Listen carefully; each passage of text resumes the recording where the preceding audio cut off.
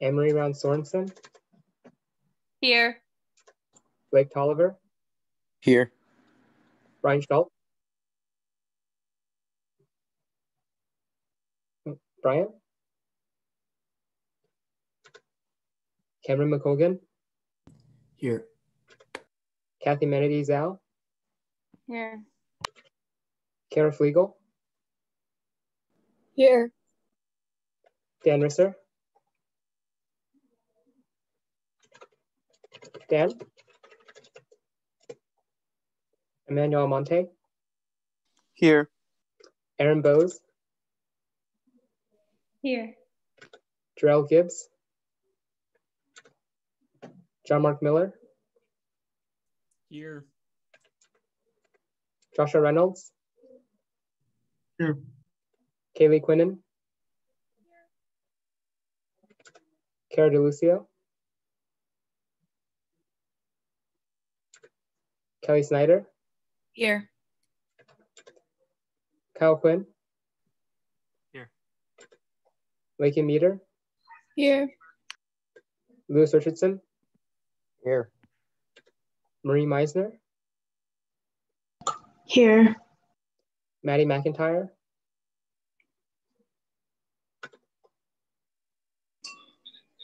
At least like yelling at them, I'm sorry. who said that? Sorry.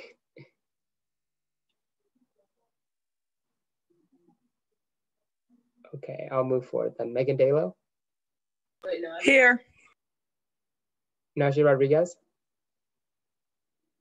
Here. Noah Robertson, Here. Patricia Barungi,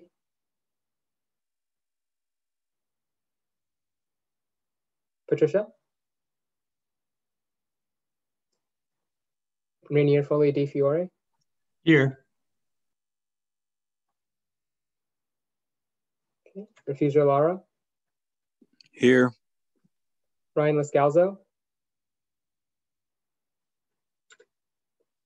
Samantha Brown, Here. Sarah Jordan, Here. Siddhi Deshpande, Here. Sophia Palillo, Here. Stephen Zhang, oh that's me, I'm here. Cindy Gibbard, Here. Xiaoru Shi, Here. Eugene Zhang, and Yuna Choi. Was anyone's name not called?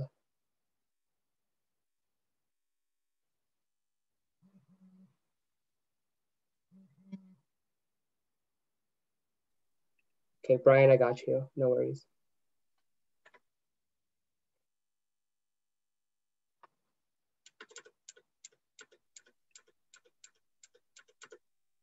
Okay. Speakers on, are we good to go? Yeah, I think so. Yep. Okay. All right, let's keep moving down the agenda with adoption of the agenda. Are there any motions to be made? If there are, please raise your hand. Chair Mishler. Adeline Mishler at large. I motion to strike Bill 1415, confirmation of UPUA elections budget from the agenda. Is there a second?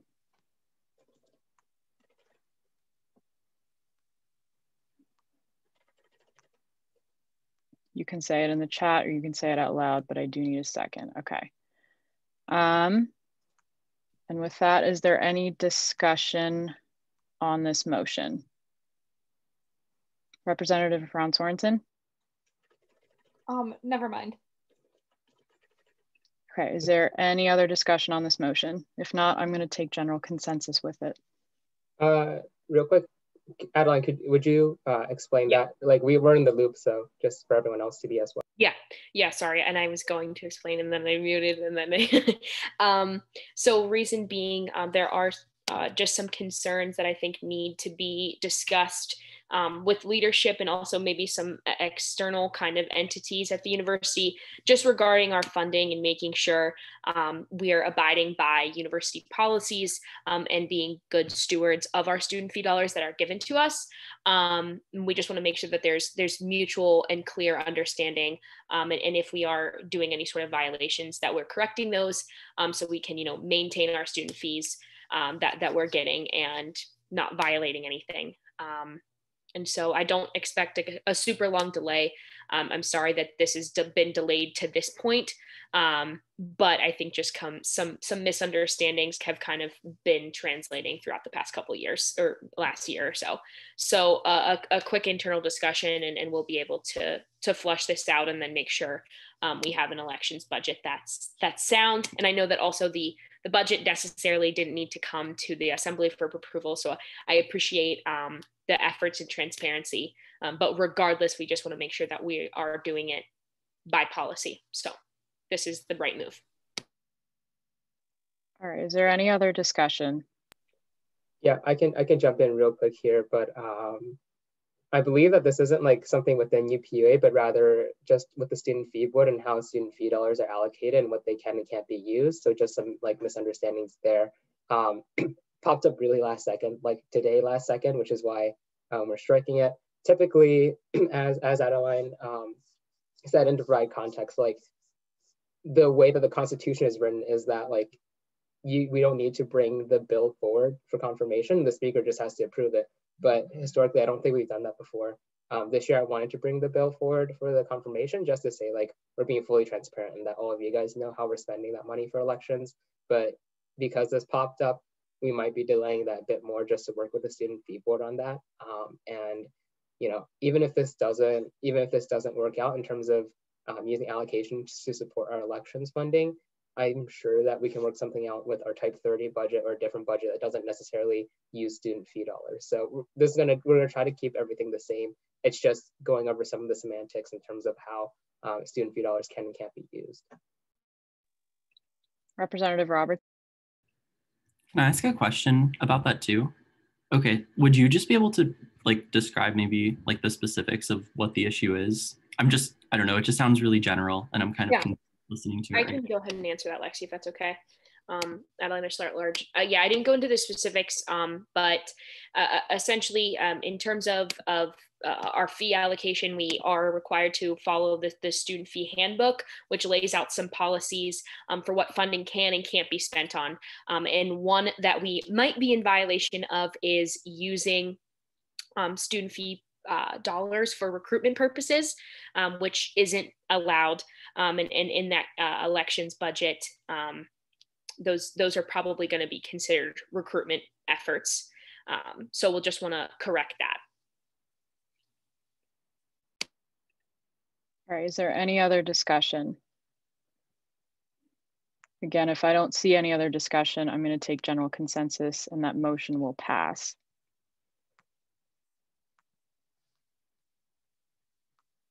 All right, seeing no other discussion. 1 second.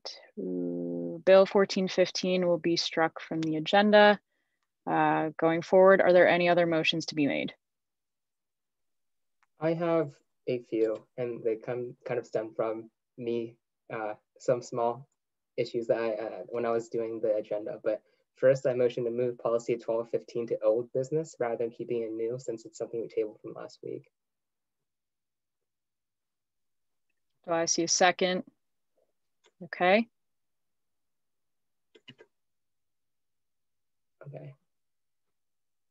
And then next, I motion to add under confirmation of our at-large representatives, Carter Gangle and Raina Alexander. Okay, I see a second. I don't see why there would be discussion on that, so continue. Okay, and then finally, under that, I need to add swearing in representatives because I always seem to forget that. My bad. Thank you, Representative Bose. Is there any other discussion? I would assume not, because that's pretty ordinary for us. Okay. All right, seeing no other motions, we will now move on to adoption of the meeting minutes. Is there any discussion?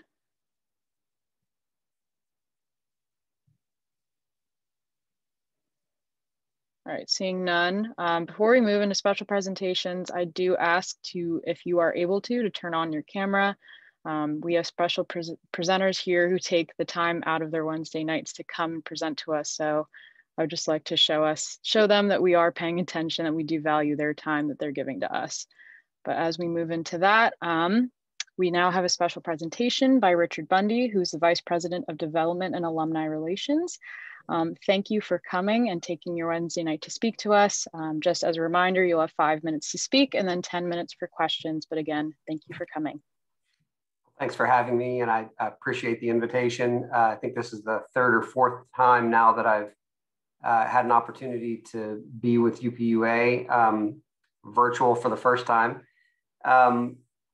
What I thought I would do is just tell you quickly what the Division of Development and Alumni Relations does on behalf of the university, and then take whatever questions you might have. So I have oversight responsibility for two parts of Penn State's external relations portfolio. The first is the Penn State Alumni Association reports to me. Paul Clifford is the CEO of the Alumni Association. He's also my Associate Vice President for Alumni Relations. And of course, the Alumni Association's fundamental task is to facilitate a lifelong relationship between our graduates and the institution.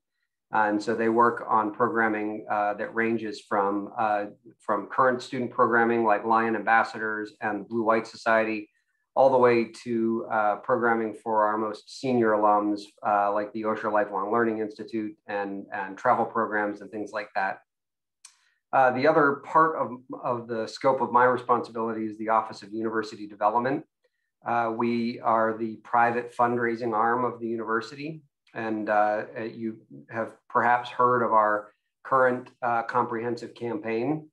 Our goal is to raise $2.1 billion over a 6-year period. $750 million of that goal is for scholarships and graduate student support. The other two pieces of the goal, of the campaign, which are tied directly to the university's strategic plan, have to do with transformational experiences and impacting the world. The Division of Development and Alumni Relations at Penn State is one of the best advancement programs in the nation.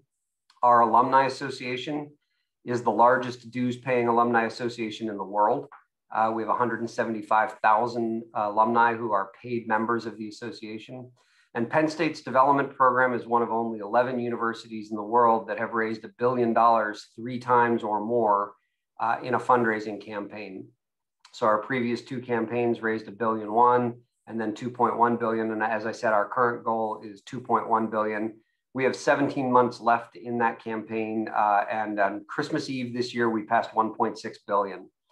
So there are about 600 of us who are working day after day on behalf of the university to advance its mission and vision through philanthropy, volunteer service, and alumni engagement.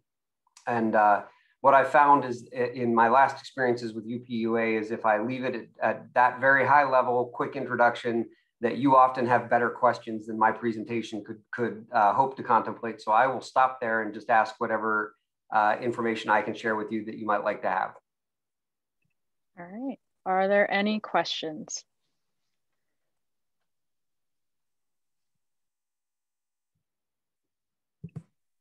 Lexi, are the questions going to come up in Q&A or chat, or are people going to go live?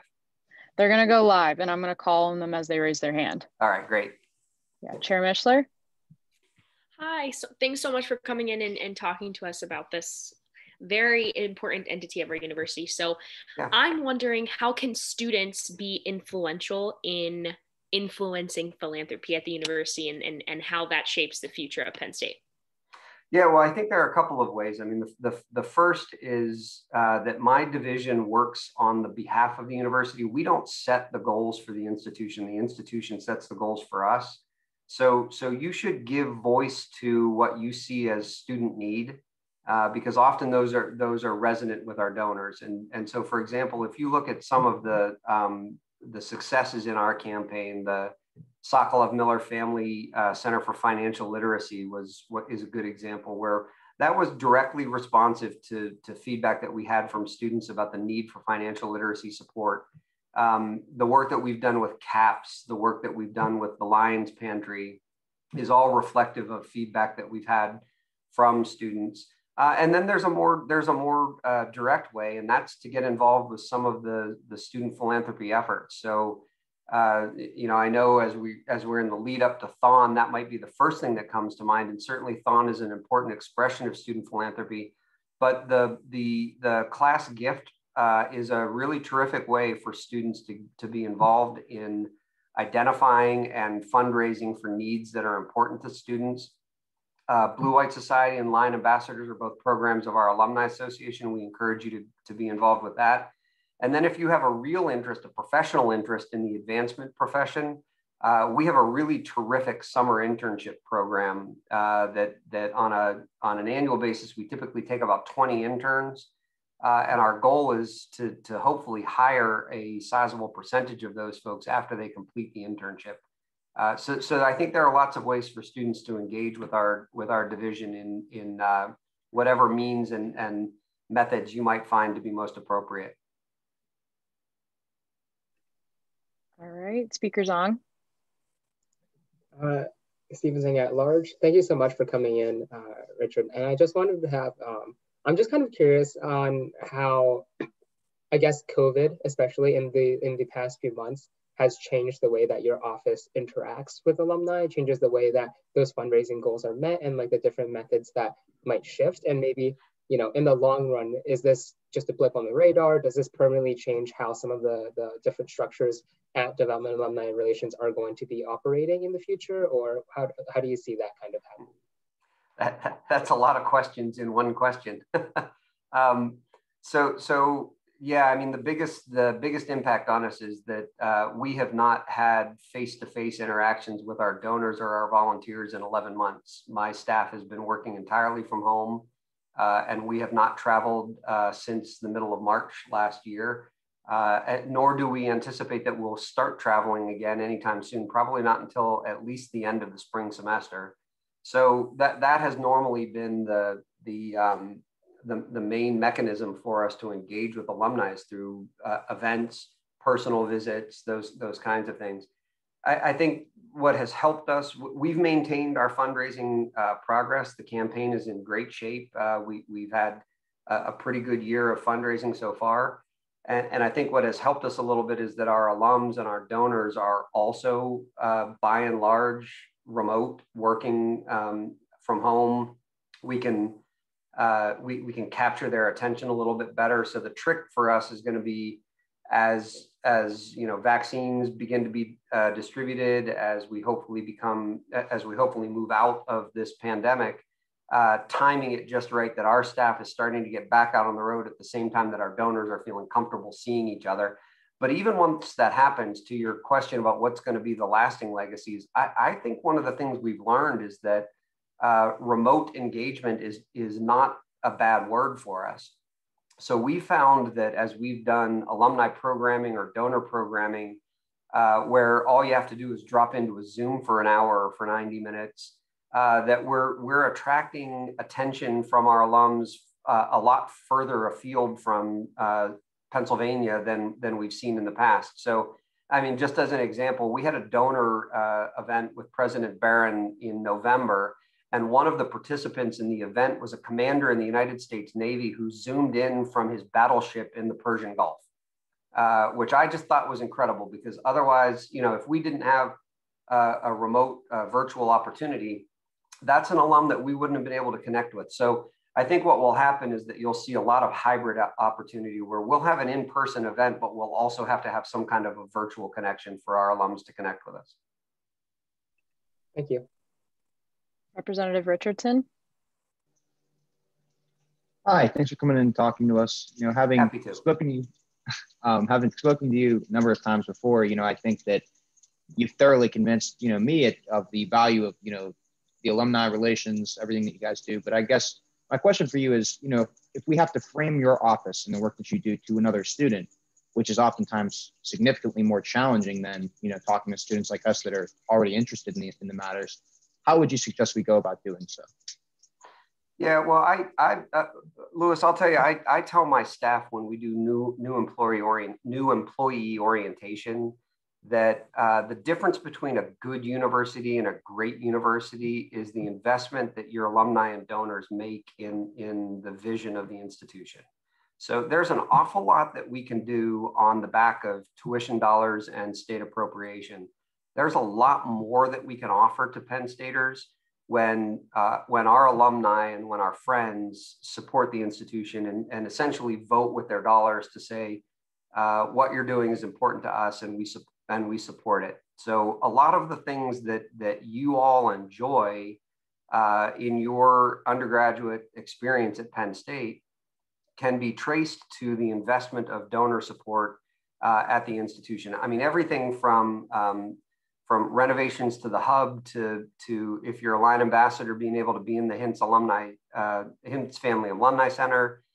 If any of you have received scholarship support, if you've been taught by a faculty member who holds an endowed professorship or a chair, and myriad other programs that have been funded or supported by donors, that's the critical difference. And you may not know it, but you are the beneficiaries of it. And I think that's the thing that we hope that students leave Penn State understanding is that collectively we can do an awful lot of good to make sure that this place stays strong and on a positive trajectory.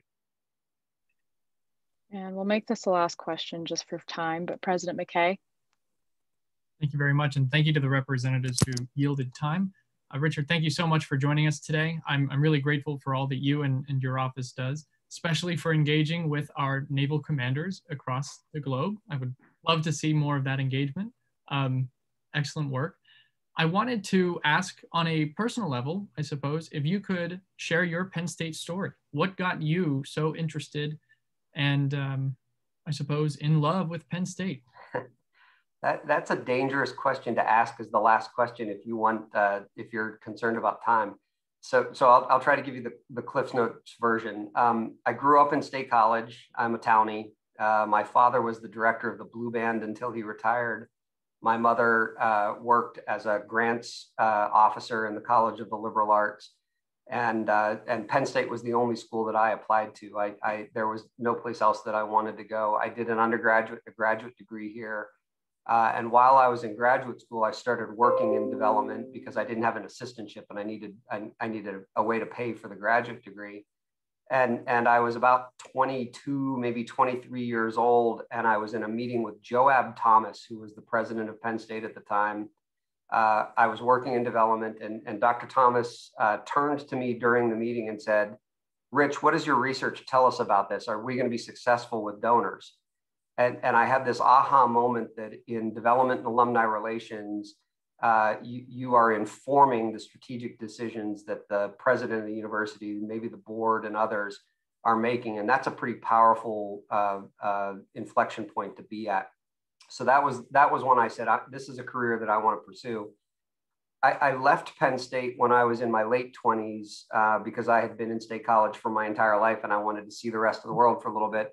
But I spent 20 years at other universities. And along the way, I got this notion in my head that the way I wanted to end my career, really the only way I wanted to end my career was in service to my alma mater and to be able to come back to my hometown, to my community, to my Penn State and really throw myself kind of 150% into the work that I loved doing, but to do it for my alma mater again. So 4.5 years ago, I got the opportunity to do that. I will be forever grateful to Eric Barron for hiring me into my dream job. I keep telling people that you're stuck with me until I retire. So get used to me. I'm around for a while longer, maybe 10 or 15 more years. But that's the quick story. I'm a Penn Stater through and through, and I'm in my dream job. That's excellent. Thank you so much, and thanks for all that you do. Thanks. Appreciate that. Yeah, I'll reiterate that. Thank you so much. And with that, that does end all the time that we have. But I wanted to say thank you again for coming in, especially on a 7 p.m. on a Wednesday night. Feel free to stick around if you'd like, but our meetings do continue on after this. So feel free to jump off as well. But thank you again. All right, I am going to go. Thanks for having me. I appreciate the invitation. Bye. Take care. All right. We will keep moving down the agenda with our second special presentation for the night. And these two people are very familiar with UPUA. We have Nora Van Horn and Claire Kelling presenting on behalf of the University Park Student Fee Board.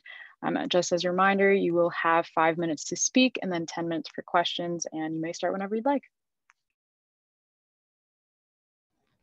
Great, can you see my screen? Yeah. Okay, perfect. So yeah, Nora and I are here to talk about an idea that the Student Fee Board has had.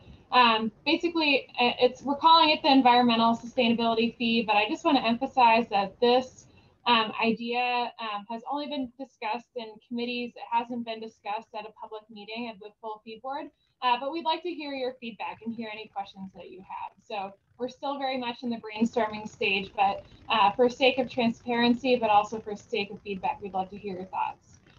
So very quickly, I just want to go over the general structure of the UP Fee Board. I've already been here, but just as a reminder, we are 12 students, 12 voting students, 4 of which are from UPUA, and we determine an amount, collect, and distribute all student fees to enhance the out-of-class experience. And this is actually our new logo, so be on the lookout for this sort of tag or stamp that will indicate events and initiatives that are funded by the student fee. We fund all sorts of things. We fund all of the student governments, the CCSG, GPSA, and UPUA, I should say. We fund different services like CAPS, the Center for Sexual and Gender Diversity. We fund a bunch of different activities through UPAC, but also affiliate organizations like Homecoming and SPA. We fund campus recreation, and we fund facilities. And I think a lot of what you are probably familiar with is these, obviously, student governments and services, but I want to emphasize that a huge portion of what we fund is actually facilities. You can see our student governments are this little teeny orange bar at the very, very top, but this large blue part at the bottom is facilities. So that's prompted us in the last year or so to think more critically about how these funds are allocated. And we've also had some funds freed up to get a little bit more creative in our ideas. So I'm going to let Nora take it away for some history. Awesome. So speaking of creativity with ideas, we're really enthusiastic about this idea of an environmental sustainability fee, or at least I am. I can't speak on behalf of the board, but to provide some history, in 2017, the fee board as it currently exists was created. And in 2017, in addition, Claire, can you? Thank you. The Student Sustainability Advisory Council and members of EcoAction started to express support for an green fee, kind of similar to the environmental sustainability fee that we're now talking about. Then, after a few years of not really hearing that support or that push from grassroots organizations, there was a climate action petition started in the spring of 2020, and it included a number of asks, which I hope many of you are familiar with, including an ask to reallocate a portion of the existing student fee towards sustainability initiatives. It's gained nearly 2,000 signatures, the vast majority from students, and it has been supported by both UPUA and GPSA. In addition, the fee board has heard from numerous students who have come during public comment to express support for some sort of environmental sustainability fund or some way to support sustainability projects. So you may be thinking that Claire and I are going to tell you exactly how it's going to be instituted. But as Claire said, it's just right now an idea that's being discussed by the facilities subcommittee. And that's because it's really difficult to grapple with all of the things like, how do we integrate student engagement? How do we create a rubric? Is it an annual thing? Is it a one-off thing? What exactly does an environmental sustainability fund look like? So that's us looking very frustrated. So the current idea as it stands is to create some sort of fund that supports environmental sustainability facilities projects. And include considerations like student engagement, holistic sustainability, values, etc. One of the things that I'd like to note is with student-driven projects, there's this great opportunity for students like you guys, if this is approved, to start partnering with offices and bring forth proposals of environmental sustainability projects that students really want to see, as long as that office has the capacity to operationalize those ideas. So here is a list of some potential projects, which we can talk about more if you're interested during the Q&A period. And I'm going to return it to Claire, who is going to talk a bit about what you guys as UPUA folks can do. I'll jump in and say there's a minute left too. Yeah, thank you. So the first thing you can do is you can express your thoughts at public comment. We meet every Friday at 8 a.m. Until probably late March, and you can email us for the Zoom link. I know 8 a.m. is super early though. Nobody likes to get up at 8 a.m. on a Friday, or get up for an 8 a.m. meeting on a Friday. So I'd like to offer that you can also send comments to our email. If you send 1,000 words, I will not read the whole thing during public comment, but if you send some thoughts, I'd be happy to summarize them during the public comment stage. I do recognize that 8 a.m. is an early time, and I'd like to make our meetings as open and as accessible to you as possible. So if you send me something, I'll do my best to read it, but please don't send me an essay. You can also attend our deliberations, which start on February 19th after the hearing from the Bike Master Plan, which is one of these sustainability focused ideas. And in general, you can use your voices as representatives of the undergraduate student body. You have 4 UPUA appointed folks on the student fee board, including Zach, Lexi, Tony, and Adeline. So I'd encourage you to have conversations with them, but also you can reach out to me at any time at our student fee email. But in general, I'd encourage you to be active in this process and lend your voice to the process. And the last note, which is, Lexi, I understand we're running out of time, but it's really important to me to emphasize this. In the legislation that was passed by the UPUA, GPSA, as well as the petition that's been circulating, a allocation or a reallocation of funds from the student fee is not the only ask. The petition also calls on administrators to ask or to divest from fossil fuels.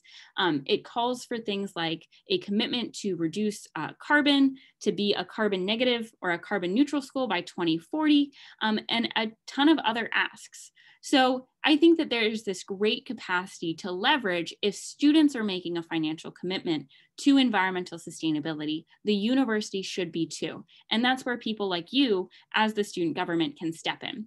In addition, I think that if approved, it's also an opportune time to ask what kind of projects you'd like to see happen that are related to environmental sustainability and what type of projects your constituents would like to see happen too. And with that, I believe we are excited to hear your feedback and your questions. All right, we'll kick it off with Representative Richardson.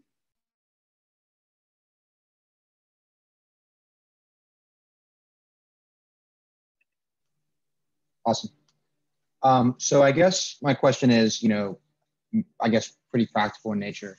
What is the bike master plan? As an avid biker, someone who likes to scoot around as much as possible. I know that it's pretty terrible biking in State College. So, maybe he could lend some details on that. That'd be awesome.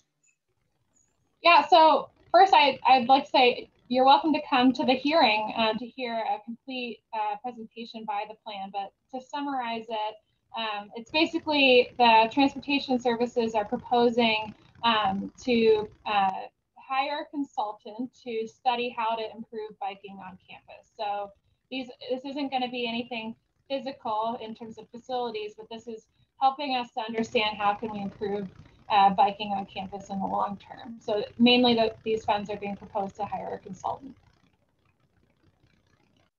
Thank you. Representative Bose.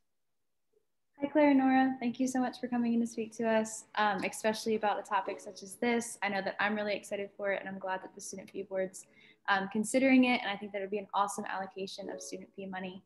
My question would be, I know that it's currently been considered within the facilities committee, but considering possibly activities, for example, I know that Moving on and SPA, a lot of the times, even though they do get their separate allocation, they're really pushing for ways to be sustainable, but with the size and scale, sometimes it's hard to maybe reach as much sustainability within their programs as possible. So was there consideration at all of maybe branching it out to activities as well, or is it mainly just within facilities? That's a great question, and maybe Nora, I'll take a first go at that. But just this year, the UP Fee Board defined our values, and one of our values on our list is sustainability. And we asked every single office and organization that we fund, how do you incorporate our values, one of which is sustainability. And I think that is sort of the first step in getting organizations to take a critical look at how they incorporate that. And then the next step is if they find out that they're not, they might ask for additional funds to be able to improve that effort. So I think there's already funding mechanisms in place for them to seek funding if they find they need extra funding for those sorts of projects through the normal proposal process. But there's not already a process for this in place, I'd say. So we're trying to incorporate something into our formal system where they can actually institutionalize these sorts of ideas. Are there any other questions? If so, please raise your hand if you do.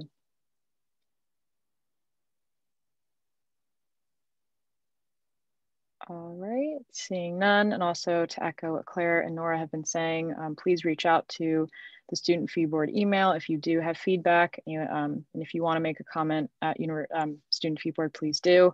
But thank you to the both of you for coming in and spending your Wednesday night in UPUA. We do appreciate your time. Feel free to stay, but again, our meeting will continue, so feel free to hop off as well. But again, thank you. Thank you. All right, we'll keep moving down the agenda with Open Student Forum. So if you are a student here and you would like to say something in Open Student Forum, please raise your hand. Note if you are an attendee, I can see your hand raised. Just to let that put that out there.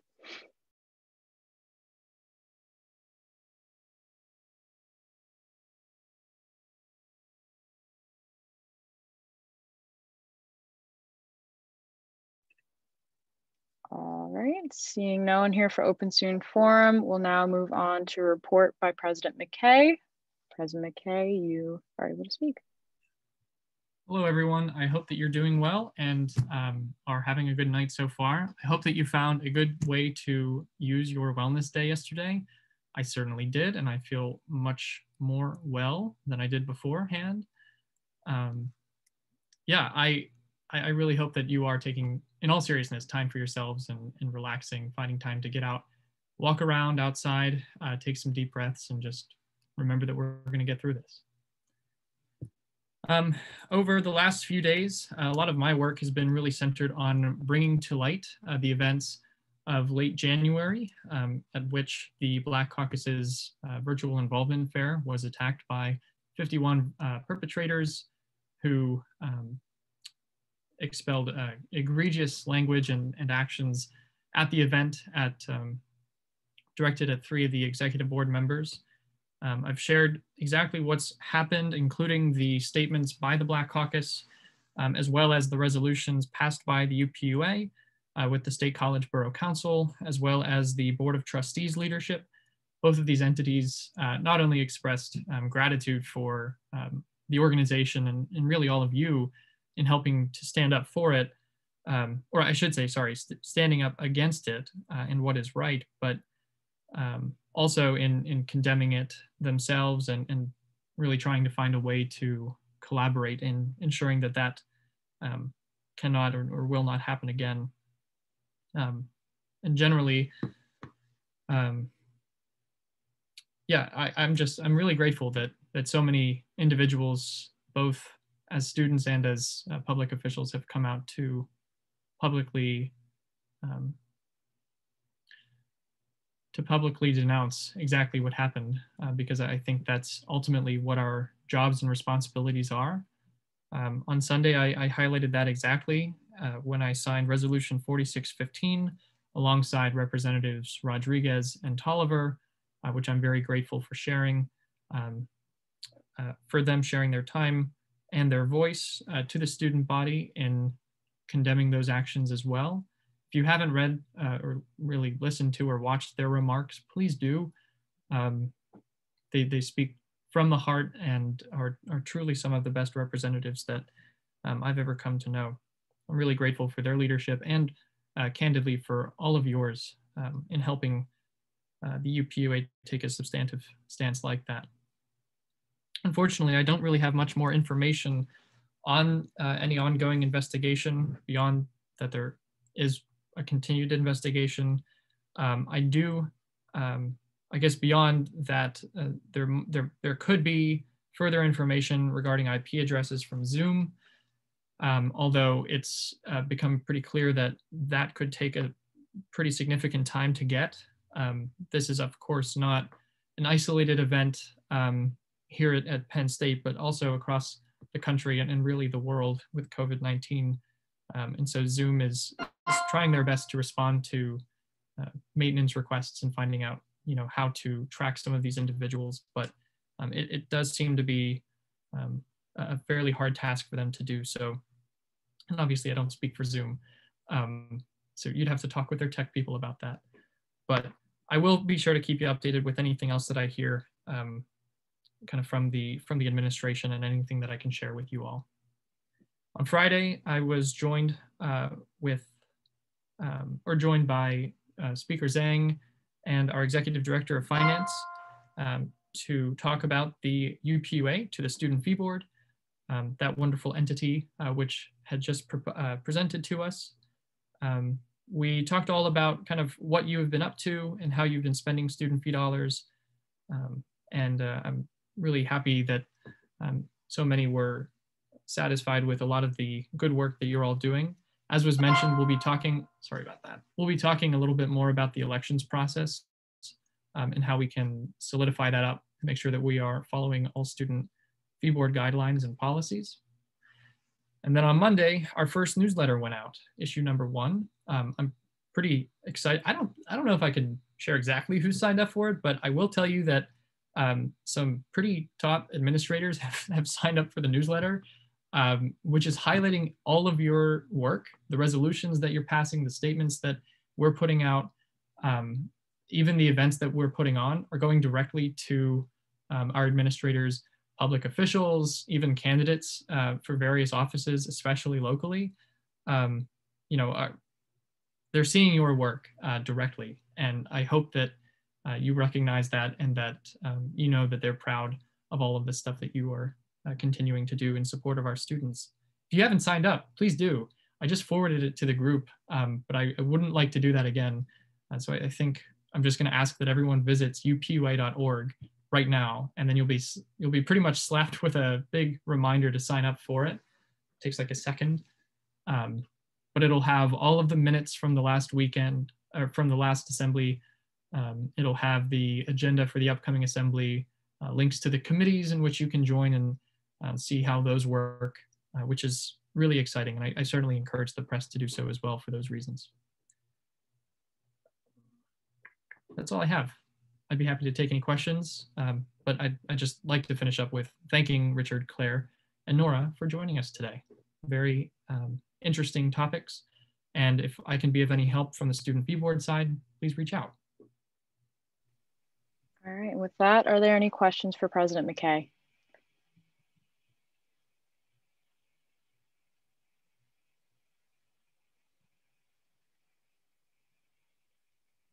Alrighty, seeing none, we'll now move on to my report. It shouldn't be too long either.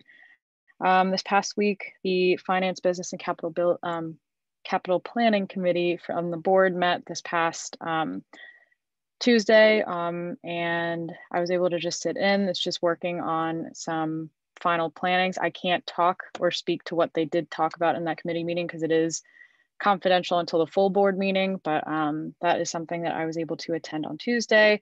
Zach and I also attended a meeting with board leadership on Tuesday. We, just as he had echoed, we talked about the Zoom bombing and just exactly what Penn State was doing and how the investigation is continuing and what else can be done. We also just kind of inquired about the pre-arrival and the universal testing that is coming up that all students are required to do in the next, I guess, starting the 15th, the next 2 weeks. If you have any questions or want clarification, please reach out to Zach and I, as we can try to clarify as much as possible to you. And then going forward, I will be having, I'll be attending interviews for the Dean and VP of Undergraduate Education. There was one this past Tuesday, there will be one this Friday, and I believe another one the next following week. So I think I facilitated the one on Tuesday. I will be as well on Friday. So I'm excited to be a part of that process as well. And hopefully we will have a very strong candidate at the end of that cycle. Other than that, my final note to everyone is spread the word about elections, especially information sessions, since you all know that those are required for anyone to run in UPUA elections. I would love to see a huge turnout. Obviously, this has been a pretty unique year, and it does propose its own challenges, but I really encourage you all to talk to your friends, anyone that you think would be interested in UPUA, to really encourage them, put themselves out there and really do it. Because I don't know about all of you, I can say that UPUA has definitely changed my Penn State experience for the better. So I would like for many more students at Penn State to experience that too. But that is it from me. I hope you all enjoyed a wonderful wellness day, and yeah, I'll take any questions.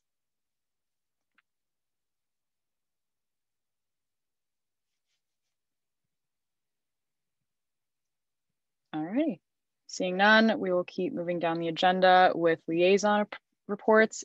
If you are a liaison or an affiliate, you have a report, please raise your hand.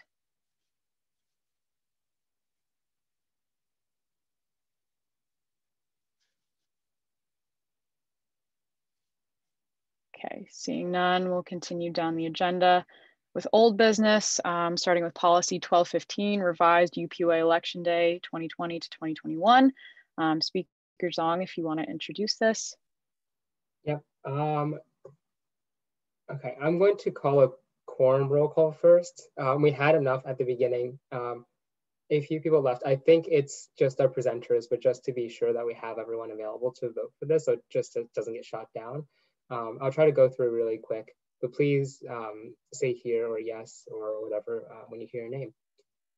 This is just roll call for the policy. This isn't actually voting on the policy, just to be clear.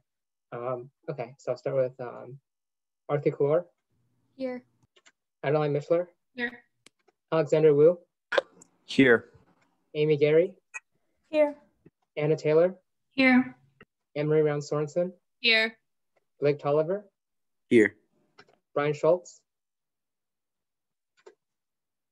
Okay, Cameron McColgan.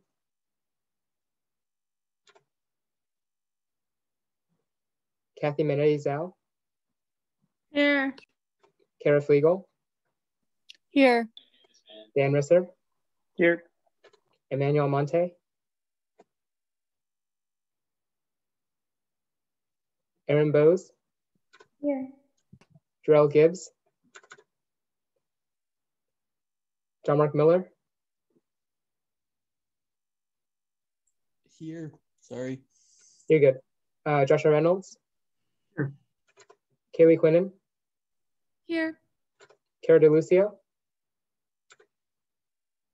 Kelly Snyder. Here. Kyle Quinn. Here. Cameron, I got you. Lakin Meter. Here. Lewis Richardson. Here. Marie Meisner. Here. Maddie McIntyre. Megan Dalo. Here. Najee Rodriguez. Here. Noah Robertson. Here.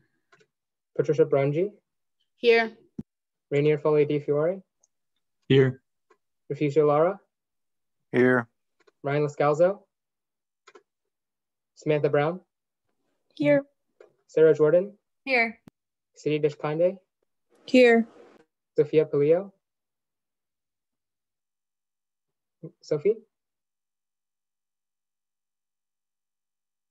Okay. Sydney Gibbard. Here. Xiao Rushi. Here. Okay. Ryan, I got you. Okay. Yujin Zhang. and Yuna Choi. Let me go back on this list. Brian, I know you had mic issues earlier, so I didn't hear you if you said here. Could you let me know over the Zoom chat if you're here? And then meanwhile, I'll just tally up everyone else.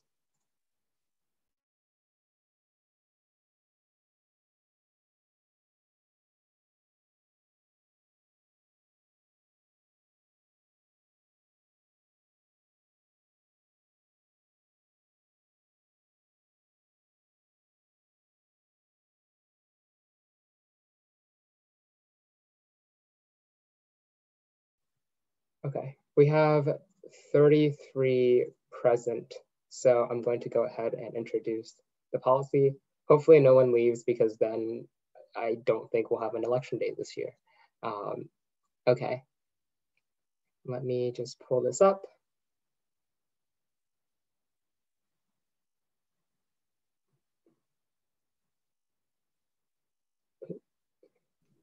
Point of information, how many do we need for this to pass? 31. Awesome, thank you. Okay, so essentially this is just a policy that revises elections day because in the Constitution, spring break is how the UPUA has historically marked when election day happens, as in, oh, it's like 2 weeks after spring break. So because of that, I initially just put in a quick change here and then just a change here. So under the 10.1, before it said annual student public elections shall occur on the Wednesday, 13 academic days after conclusion of spring break. I added undergraduate student government public elections because we don't necessarily share election dates with all the other organizations.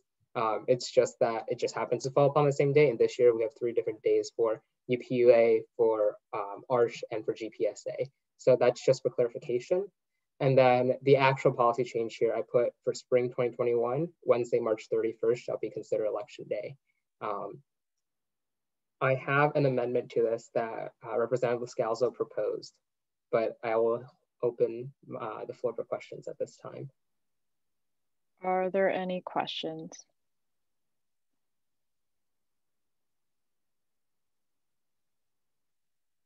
All right. Seeing none, we'll move on to discussion. Speaker Zong, if you want to start with your amendment. Yep, okay. So the amendment that Representative Scalzo proposed is just changing what I have on screen here. So it would be striking this. And then instead adding this, oh, and not striking that, hopefully. And it just says, in the event that there is no spring break in a given year, the Elections Commission shall have the discretion to set the date of election.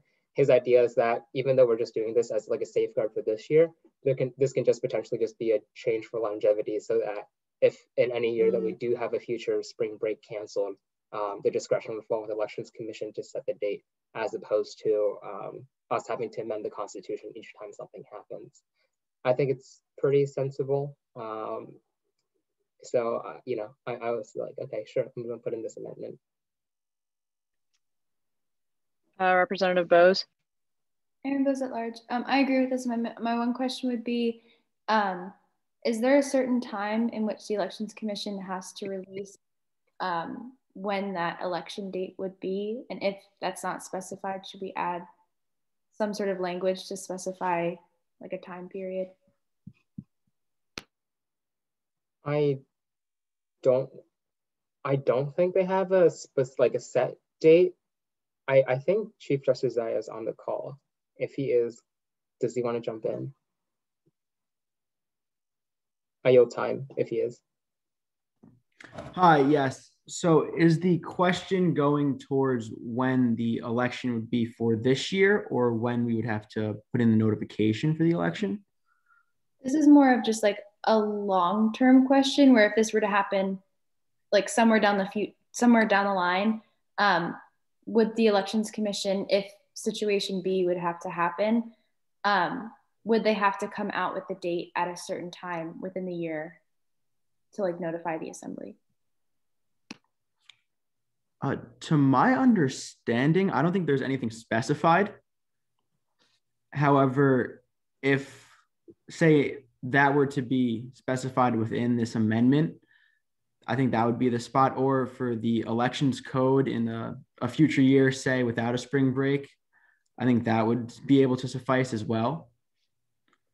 However, to my knowledge, there's nothing specifying when exactly the elections date must be determined. Yeah, I mean, from my understanding, we can just put something in arbitrarily. I don't know what you're thinking, maybe. I'm just kind of thinking maybe by the end of the winters, like the fall semester, because that's historically when they kind of set the actual commission as well in terms of like who with what roles and stuff like that too. Representative Richardson. Could we just set the date and just specify something like maybe that the commission, in the event that the commission has to make the decision and the assembly doesn't, that it can maybe be like a month ahead of time or something like that. That way we don't have to necessarily like set a deadline, more just like a timeout gives you more time to act, I guess.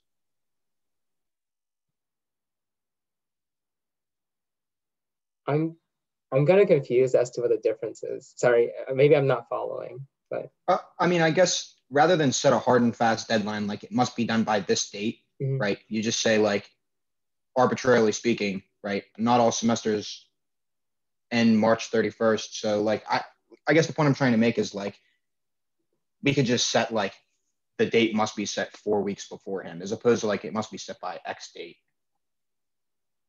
If that makes any sense. I don't know if I'm. I'll let Erin speak first because she has her hand up. I can respond. I was just putting my hand up because I'm drafting amendment in the chat. Okay, that's fine. Yeah. I guess I'll take my response. I think then it'd be tough to anchor that in terms of looking back.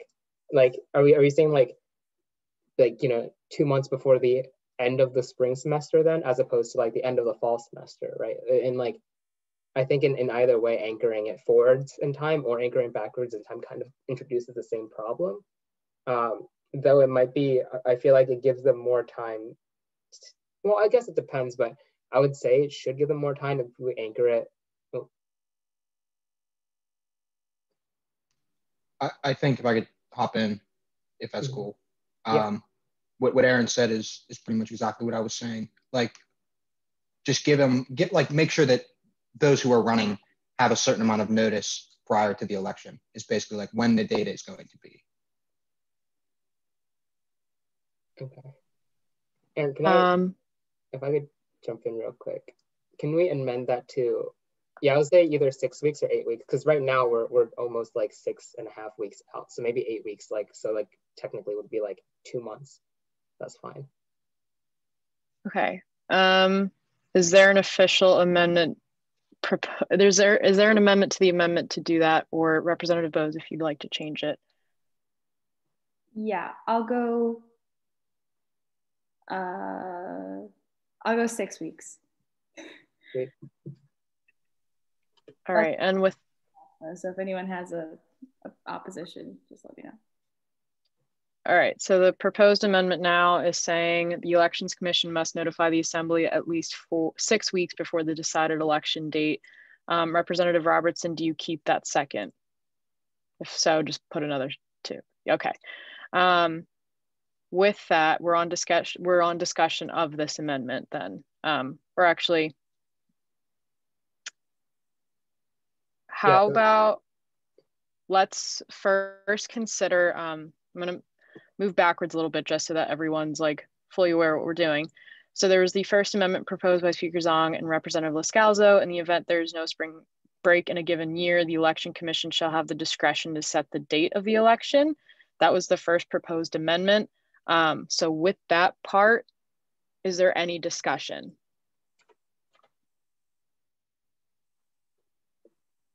Chair Mitchell, you're a little too early. We still got to go over these 2 amendments, but then I like. Oh, I'm sorry. I didn't know if we had to vote on those changing or not. If we could just not do that. Okay, sorry. I can take general consensus because I'm not seeing too much debate and I'm seeing seconds in the chat anyway. So with that first portion, Um,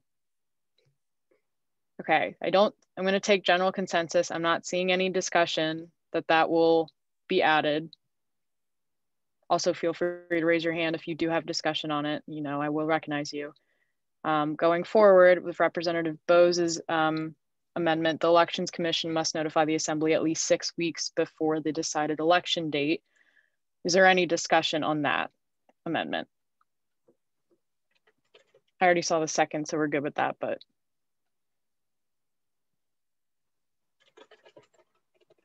All right, seeing no discussion on the second amendment, I'm going to take general consensus that will also be added. Is there any other discussion? Representative Scalzo, I know you have mic issues, so we'll also take the time if you need to write it out. He was actually responding to me. I sent him a message because he didn't. Okay. Yeah. Okay, other than that, is there any other discussion? Okay. All right, seeing none. No, this is discussion on the whole thing. Seeing no other discussion on the entire policy, I will now close the floor. And we will now move into a roll call vote since it is a policy. So Speaker Zong, when you're ready. Yep. Arthi Kolor. Yes. Adeline Mishler. Yes. Alexander Wu. Yes. Amy Gary. Yes. Anna Taylor. Yes.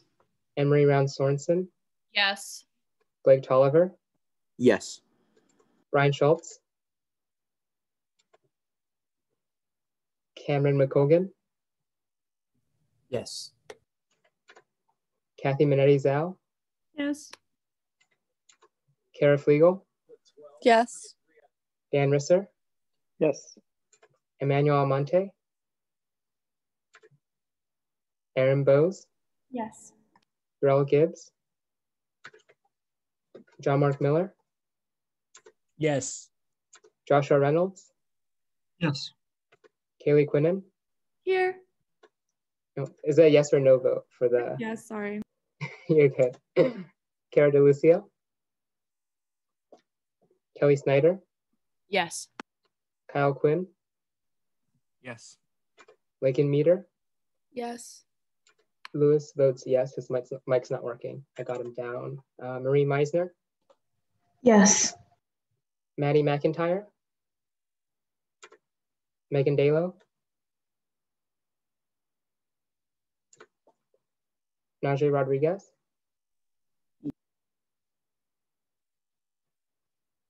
Najee. Yes.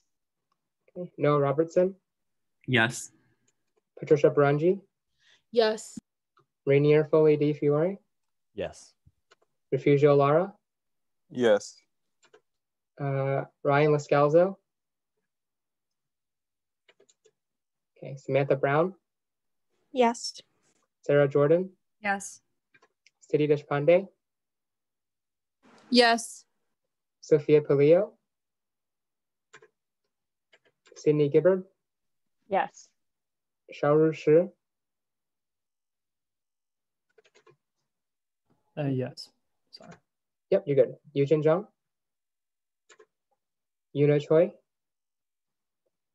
And then I voted yes. And I'll just go down to and go through and see if anyone who was here in the beginning didn't vote. Okay. Brian messaged me and he voted yes. Yep, you're good. Sorry. And then Megan Dalo. Okay. Was anyone's name not called? Did you get my yes, Stephen? Yep, Lewis, I got you. Mm-hmm. Awesome. Thank you.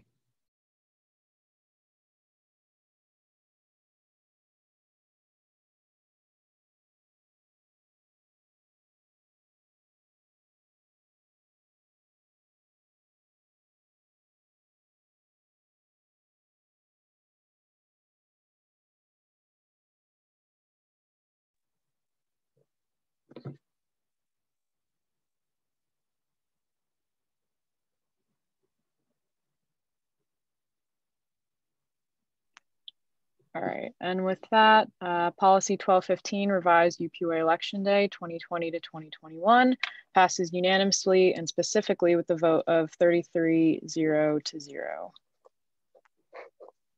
All right, and with that, and moving down the agenda, we now have a caucus breakout.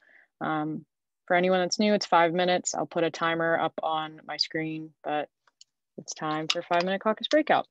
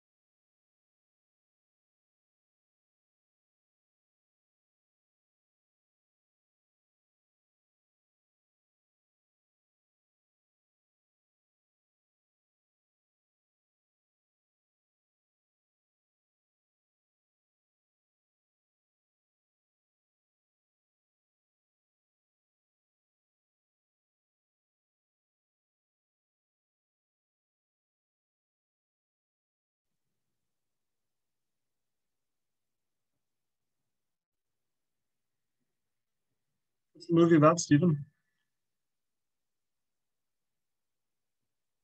Oh, sweet, I'm on the meeting minutes.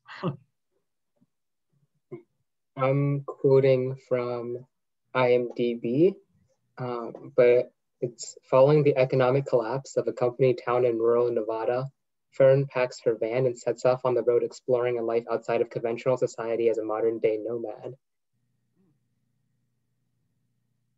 Sounds interesting. I saw an ad about it. I was like, this is like, such a, I feel like it's a very eye-opening film, or at least it would like be very, very telling of our modern day society and a lot of the economic struggles people go through. So like, this might be a really interesting film to check out. Econ major. Yeah. That kind of reminds me a little bit of a book. I think it's called Wild. I don't know if you had to read it in high school or something, but it's a book about this kid who goes, he drops out of university and goes backpacking across the country, ends up in Alaska. And I see that. I don't think I've watched that or have read it before. An interesting read. I'll put it on my list. I haven't had time to read since I came into college because like every other second is just textbook. But get to read reports for the UPUA, nice juicy reports. That's the real literature right there. Meeting minutes are my reading. Meeting minutes, it's like meeting minutes and then Shakespeare. It's like right there. Honestly, everything we do is basically like a drama anyways. So it's like that is true. It's either a drama, a comedy, or a tragedy. I think it's a tragic comedic drama. Barack Obama's book, like newest book, is also absolutely amazing. Ooh, I need to put that down. Yeah, I love the part where he like, I mean, like, I love all of it, but especially the part where he talks about passing the ACA. It's just like really inspiring, and I love it. I also think that, like, jumping on what Anne-Marie said, I think that like when he describes his childhood, like that part of the book was particularly compelling for me because it's like, yeah, I'm just like a regular dude. He really sets himself up as like the regular guy who just like became president by the skin of his teeth, which I think is really cool. Gotcha. I'll make note. Becoming, how like they both just talk about like how they just had normal lives growing up and then became these just like amazing people. I don't know. It's really great. All right. We will now move on to new business. Sorry for breaking up the conversation. But the first item on the agenda is confirmation of at-large representatives Carter Gangle and Raina Alexander. The way that this will work is Carter will go first and then Raina will go after. Raina, I'm going to ask you to leave the webinar. You know the drill. I texted you both earlier today. And Carter, you will be able to go first. Let's see, and then I'll let the both of you know when to come in and when to leave as well. But yeah, Raina, cool. I think she just headed out. And with that, Carter, welcome. You'll have 5 minutes to speak and then 10 minutes for questions. You may start whenever you'd like. Awesome, thank you so much. Hello, everyone. My name is Carter Gangle. I use they, them pronouns. I'm really looking forward to the possible opportunity of working with everybody here. The main reason that I ran for the at-large representative was actually so that I would have the opportunity to bring attention to groups on campus that are often forgotten about when making large decisions, specifically the LGBTQ+ community, considering that I identify as a non-binary lesbian. During my time at Penn State, I've been active in a research lab called the Underrepresented Perspectives Lab under the mentorship of Dr. Jess Matzik, which focuses on groups that are often left out of psychological research, such as women, people of color, and LGBTQ+ individuals. I believe in my lab, I've learned a lot of different skills that would help me be an efficient at-large representative, such as teamwork, communication skills, and problem-solving skills. I also am part of GSDS, which stands for Gender and Sexual Diversity in Schreier. This focuses on creating a conducive learning environment for other scholars and creating a place where they feel comfortable and safe and welcomed. And I believe through my experience with GSDS, I've really had the opportunity to talk with many different people from many different backgrounds, with many different intersecting identities to kind of understand better how I can help them. Just in terms of like being an ally or, you know, obviously as someone else, as another person in the LGBTQ+ community, and to be able to bring that to an at-large perspective, especially with UPUA, I think would be really, really important. And I think it's a really amazing opportunity. I also have worked over the summer, I had an internship with a company called PsychHub, who's actually the world leading digital platform on mental health education. So I had the opportunity to write and pilot a course in mental health and diversity. So I have a background not only in obviously working with diverse groups, but also in mental health, which I believe could really help me bring a unique perspective to UPUA when, you know, voting on different bills and, you know, trying to write different reforms and other things like that to help the university, because I feel like mental health is such a key component to everything that's going on in the world right now, especially with COVID-19 and how that's affected different people. And I'm really looking forward to the possible opportunity. So thank you. All right, and with that, are there any questions?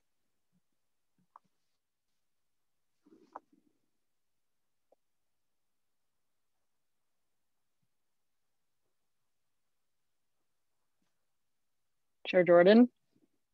Sarah Jordan at large. This is just a question as in general, what's one thing that motivates you every day to get out of bed? That's a really good question. I think just knowing that every day is a different opportunity to improve myself and improve the world that I'm living in, even if it's like a small thing. You know, I really like pride myself on helping other people and, you know, creating like a more accepting environment, because like there's been scenarios, especially as like a non-binary person and as a lesbian, where, you know, I haven't felt necessarily comfortable, and to be able to help create an environment where people like me, you know, see people that look like them and actually have representation is such an important thing. And that's kind of what really motivates me to just, you know, be my most authentic self. And that's really what motivates me in everything that I do. Representative Bose. Aaron Bose at large. Hi, Carter. I was just wondering, how would you describe your leadership style? I think my leadership style would be more so I really like to communicate with people before doing anything. I really like to talk through things and to kind of get different people's perspectives, like, because that's so important when making a decision and leading a group of people, is to understand the people you're leading. And if you don't understand what you can do for them or what they can do for you, you're not going to, like, in my opinion, you're not going to be an effective leader. So I think just fundamentally for me, it's kind of just having a more open sense of leadership where I allow people that I'm leading to talk with me and I talk with them, and it's a very like transparent relationship. All right, are there any other questions?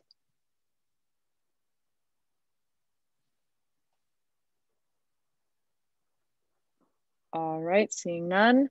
Thank you, Carter. This is your turn to leave the webinar, and I'm going to ask Raina to come back in. But again, thank you for speaking to us. Yes, of course. All right, give me a sec.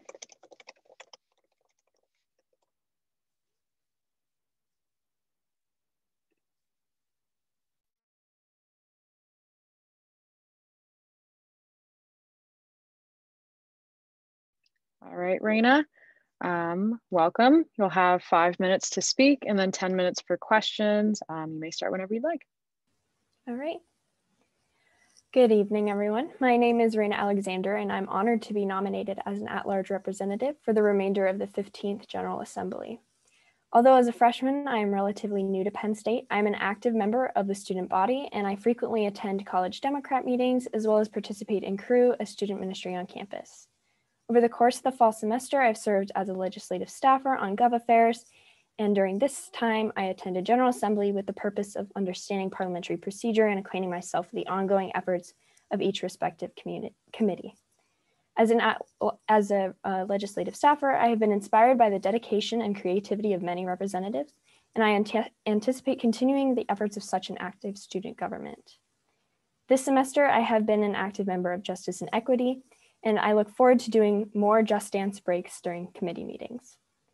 Over winter break, I co-founded Empowering Women in Law at Penn State, where I currently serve as the Media and Recruitment Director. And as an advocate for women's empowerment, I quickly found my place in the Women's Empowerment Roundtable and have been working diligently with Representative Bose and other dedicated representatives. I'm very eager to continue to contribute to the Roundtable's efforts as we work to publish a website, maintain an Instagram account, and host more Roundtable events with the purpose of giving a voice to the many women on our campus. After the Zoom bombing at the end of January, I immediately began drafting ideas for an initiative response. Now more than ever, education, inclusivity, and condemnation are necessary. Over the past few weeks, I have reached out to students across our community. And after meeting with Representative Tolliver and receiving support from other members of the General Assembly and Black Caucus, I'm eager to pursue an initiative aimed at providing resources for underrepresented students on campus. Within the coming weeks, I hope to lay the groundwork for an initiative titled Collective Action for Social Justice and Inclusion, a digital platform to include educational resources, multicultural club information, and reporting bias and trauma resources. Additionally, The website would include a tab for leadership responses to unjust acts, including statements from the administration as well as the UPUA, among others. I believe a cohesive platform will make the variety of resources offered on campus more accessible to the student body, and I'm excited to push forward with this idea and hope to garner more support as I continue to reach out across campus. Overall, I am thrilled to be nominated as an at-large representative for the University Park Undergraduate Association in the 15th General Assembly. Thank you. Thank you. And we'll start off. Are there any questions? Representative Reynolds? Hi, Raina. I believe this semester you're across the pond. So what plans do you have, as difficult as it is for those of us on campus to connect, how do you plan to reach out and connect with your constituents, and how do you see this experience preparing you for digital outreach moving into the future when hopefully we don't have to be off campus? Yeah, so I've been a big advocate on social media. I frequently repost UPUA and promote UPUA initiatives on my own social media pages, as well as throughout the other organizations that I'm a part of on campus. So I think I can continue to do that digitally via GroupMe and the other platforms that I've been able to be a part of. Representative Bose? Erin Bose at large. Hi, Raina. I'm just wondering if you could describe what your leadership style is like. Yeah, I have been the senior class president in high school, and I was the editor-in-chief of Yearbook as well. So I have experience with delegating roles to other individuals that I've worked with. So I think that I definitely emphasize community when it comes to leadership and listening to a variety of inputs. And I like to be able to work with other people, and I really value teamwork. All right, with that, are there any other questions for Raina?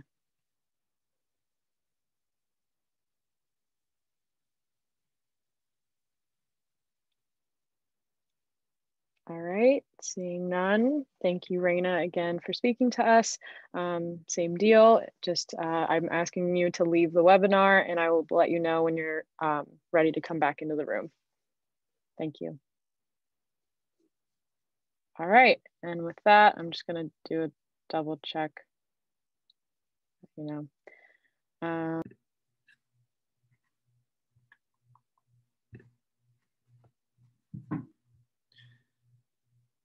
Okay, if you could, please raise your right hand and repeat after me. Feel free to unmute yourself. Don't repeat that part. I promise to faithfully uphold the Constitution. I promise to faithfully uphold the Constitution of the University Park Undergraduate Association. Of the University Park Undergraduate Association. And to defend the rights of each individual student. And to defend the rights of each individual student. While working toward the betterment of student life. While working toward the betterment of student life. I shall perform to the best of my ability. I shall perform to the best of my ability. The responsibilities and duties that have been entrusted to me. The responsibilities and duties that have been entrusted to me. By the University Park Undergraduate Student Body. By the University Park Undergraduate Student Body. Through virtue of the office which I hold. For virtue of the office which I hold. Congratulations and welcome aboard. Thank you. Thank you. All right, congratulations to you both. And as we continue, we're going to move down the agenda with line item D, Bill 1515, supporting first-gen advocates and school supply packs. Chair Rodriguez, if you'd like to introduce this. Najee Rodriguez, College of the Liberal Arts. Thank you so much, Lexi, for introducing this. Essentially, this has been in the works for a couple months now, since the last 14th Assembly, and it originally started with the idea that Lexi was a part of with First Gen Lions, and that was an advocacy outreach initiative that we were planning to occur in NSO. This is a revision of that, but essentially providing direct and immediate support to first generation students, and also just any students who might be able to potentially benefit from school supply packs. So by advocating on behalf of first gen advocates and showcasing the organization and the resources that they provide in terms of mentoring for first generation students and all the other career mentoring programs and bonds and unity and all of those meetings that they have, we really want to hammer to the student body that this is an organization that is there to assist, especially first generation students. And we really want to assist in advocating on behalf of their mission and what they do. So when we get to the nitty gritty of everything, we're really excited to have come to the conclusion of creating school supply packs filled with school supplies that some might not consider important, but for others is a matter of overdrafting their bank account or just struggling in general to be able to afford these supplies. So we're trying to offer that relief while also ensuring that there is advocacy that's done, describing what First Gen Advocates does and how to connect with their mentorship program and their website. So if we go below, what we're gonna see is kind of the items that are in place. We will have, of course, folders, pencils, black and blue pens, pencil pouches, highlighters, notebooks, 100 pack of index cards, and cotton drawbag strings to really put everything in and to ensure that we are being as sustainable as possible. For that total to be $5,053.00. We're really excited to be able to really see this to the finish line. And I just want to give a huge shout out to Dynasty Wright, President of First Gen Advocates, and our community coordinator, Hope, for all the work and collaboration that was done. I hope that the UPUA continues to do advocacy like this in partnership with other organizations in the future. And I cannot wait to see what happens in the realm of advocacy for first generation students. That being said, I now stand for questions. Are there any questions for Chair Rodriguez? If so, please raise your hand.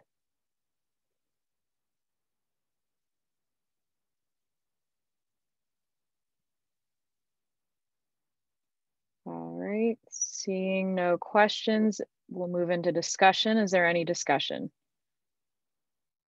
Chair Rodriguez?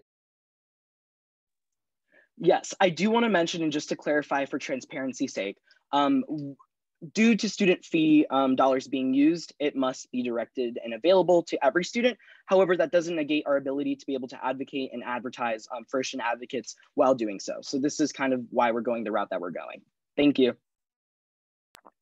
Representative Lara. Hi, Refugio Lara, Latino Caucus. Now give me 1 second. Okay. I motion to amend line 68 to read, given the passing of the bill, the date of I'm so sorry, I can't read. Disbursement of listed items will be marketed accordingly and will be targeted in mid-February, dependent on the delivery of items. School supply packs that are not utilized will be held in the UPUA office located at 314 Hub Robeson Center for pickup for the remainder of the semester. The Department of Outreach is hereby charged with disseminating this information through all appropriate channels. All right, is there a second?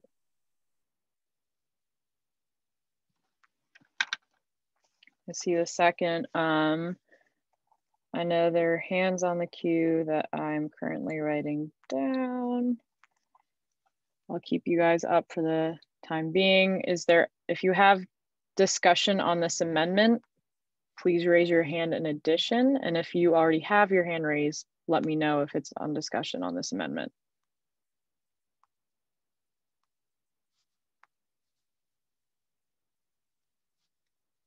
All right. Hi, I don't know if I'm supposed to do this, but Marie Myson at MGC, can I motion to amend my name to read Misener? Yeah. I think if anything, Chair Rodriguez, do you take that as friendly? Absolutely. Okay. And since I didn't see any other discussion on that amendment, same mechanism that I always use, I'm going to take general consensus and that amendment will be added. Also, as for transparency, if you ever want to go back to something, please indicate that to me so then we can have full discussion. But I'm going to keep moving forward with Representative Kalor. Hi, I also had an amendment to make. I motion to amend line 59 to read, Appendix A includes the breakdown of pricing and link to the items being purchased. Do I see a second?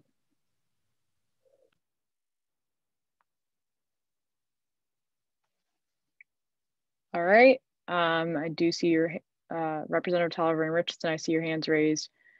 Is there any discussion on this amendment?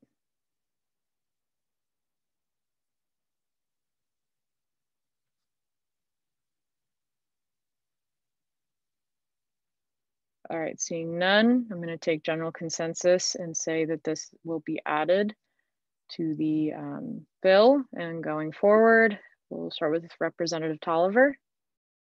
Blake Tolliver, Black Caucus Rep. I want to commend Najee for bringing this to Justice and Equity, because I thought this was an amazing idea. And this was something that I think is very essential for a lot of students. Because I remember when I first bought my school supplies for college, I looked at that bill and was like, wow, that's a lot of stuff. That's a lot of money. But something like this helps students that might not be able to afford some of these things get them. And that's really a big part of being the best Penn State student you can, is having the resources. So I just want to again commend Najee for bringing this to Justice and Equity and then presenting this today in General Assembly. This is really great work, and I strongly support this. Representative Richardson. In addition to sort of echoing what Representative Tolliver just said, I was wondering if we could amend the type 40 just to read the actual numbers.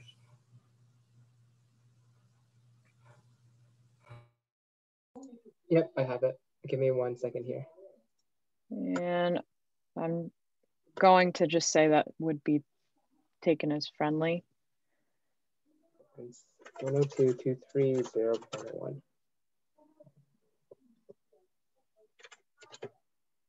Chair Rodriguez. Hello again.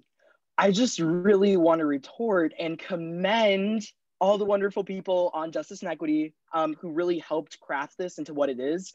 Arthi, Refugio, Blake, Marie, and everyone in the J&E committee who made this a reality. I appreciate you, and I cannot wait to force us into bonding sessions making these school supply packs. So I hope you're prepared for that, and I cannot wait. Thank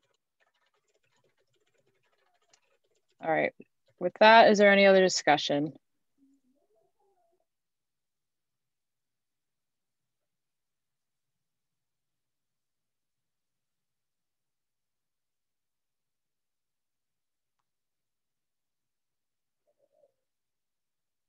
All right, seeing no other discussion, I am going to close the floor.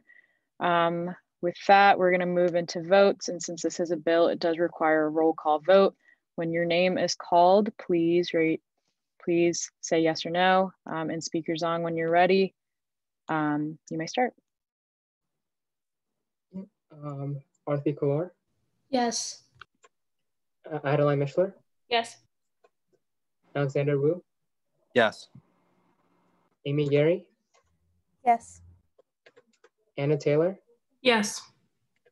Anne-Marie Brown Sorensen. Yes. Blake Tolliver. Yes. Brian Schultz.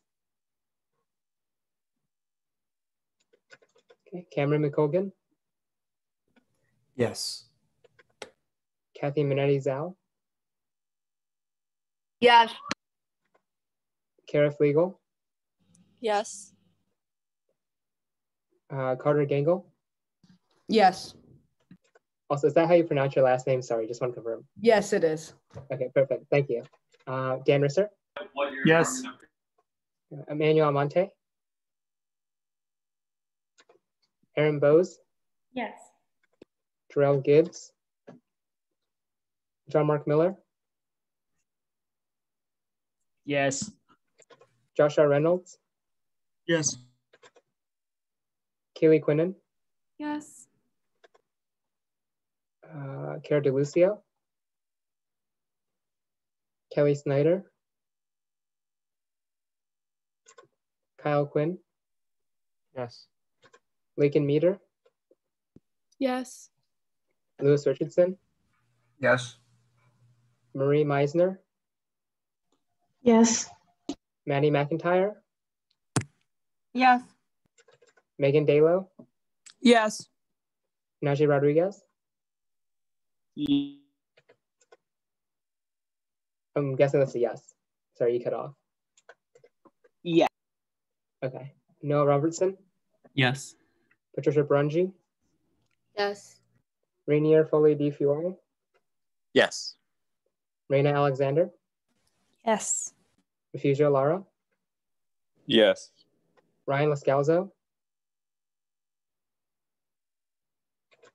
Okay. Samantha Brown, Yes. Sarah Jordan, Yes. Sadie Deshpande, Yes. Sophia Palio. I vote yes. Sydney Gibber, Yes. Shaoru Shi, Yes. Yujin Zhang, Yuna Choi, and back to Kelly Snyder. Yes. Awesome. Was anyone's name not called? Right, give me a moment to tally this up.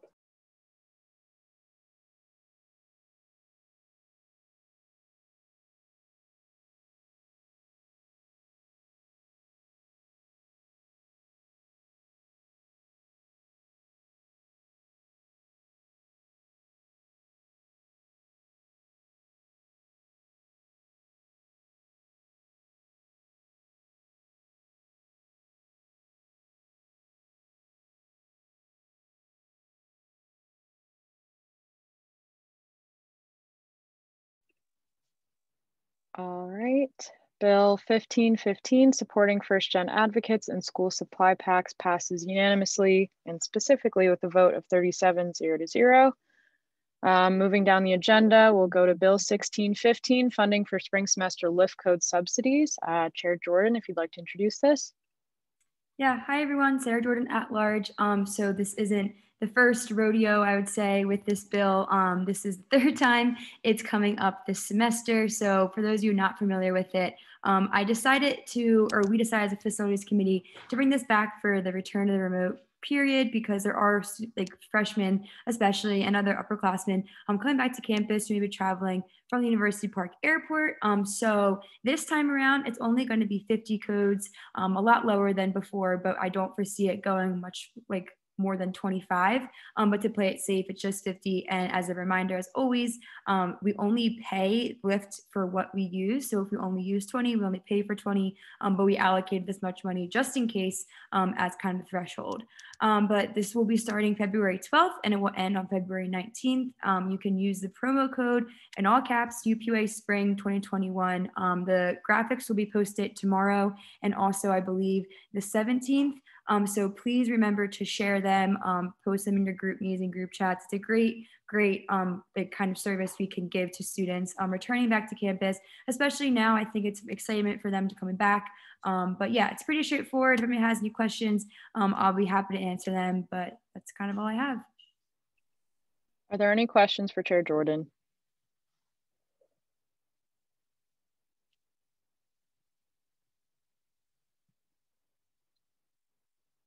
All right, seeing no questions, is there any discussion? Representative Richardson? Just one friendly amendment, at least it should be. Not sure what line it is, but like 4 or 5 up, second paragraph, it says Thanksgiving break. We want to just change that in the RCA.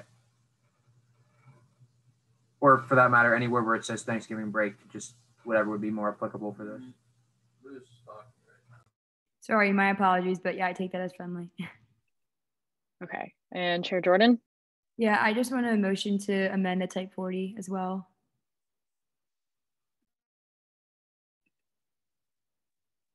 I'm going to ask for a second just for the sake of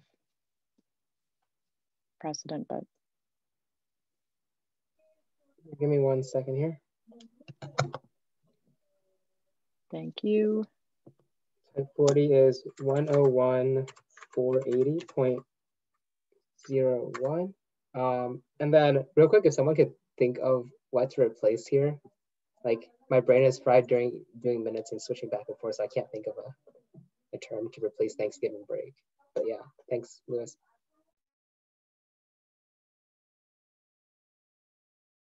I was calling it like remote or the return to the spring semester. Like the UPUA will fund $15. Oh, sorry, I should have raised my hand. Sorry. No, you're good. I was gonna say you're good anyway. The UPUA will fund $15 codes for the return of in-person classes for the spring semester. And since I'm just gonna ask for a second again. All right, and since it is one of the co-sponsors proposing it, unless there's any discussion, I would assume that's pretty simple. Is there any other discussion? Representative Richardson? Just out of curiosity, if you know this off the top of your head, that's fine. If not, it's whatever. But do you know how many people use these codes like over Thanksgiving break or at any other iterations of this bill being passed this year? Yeah, I have an answer. Between Thanksgiving break and winter break, there were about like 25 codes used, a little bit lower than previous years, but that was expected. So that's why I kind of brought it down to 50, just in case there was kind of more people returning to on-campus housing. Is there any other discussion?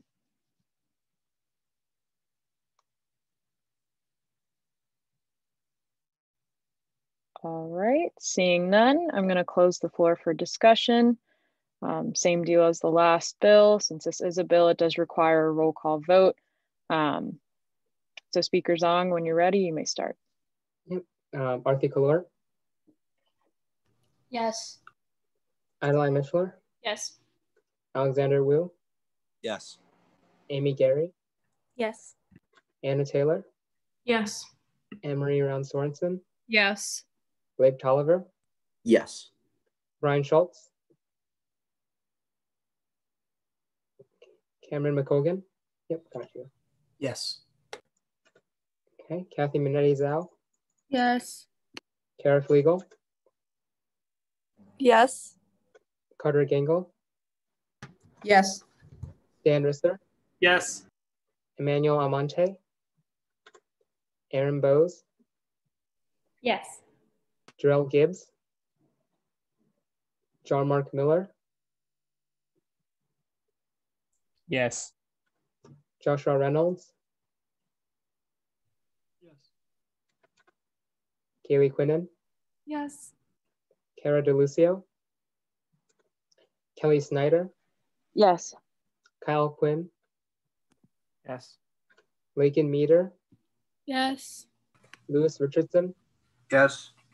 Marie Meisner. Yes. Maddie McIntyre. Yes. Megan Dalo. Yes. Najee Rodriguez. Yeah. Noah Robertson. Yes. Patricia Barangi. Yes. Rainier Foley Di Fiore. Yes. Reina Alexander. Yes. Refugio Lara. Wait, I think I missed my name. Yeah, I just got to you. Oh, okay, yes, my bad. Awesome, you're good. Ryan Lascalzo. Yes. Samantha Brown. Yes. Sarah Jordan. Yes. Siddhi Deshpande. Yes. Sophia Palio. I vote yes. Sydney Gibbard. Yes. Xiaoru Shi. Yes. Yujin Zhong. And Yuna Choi. Was anyone's name not called?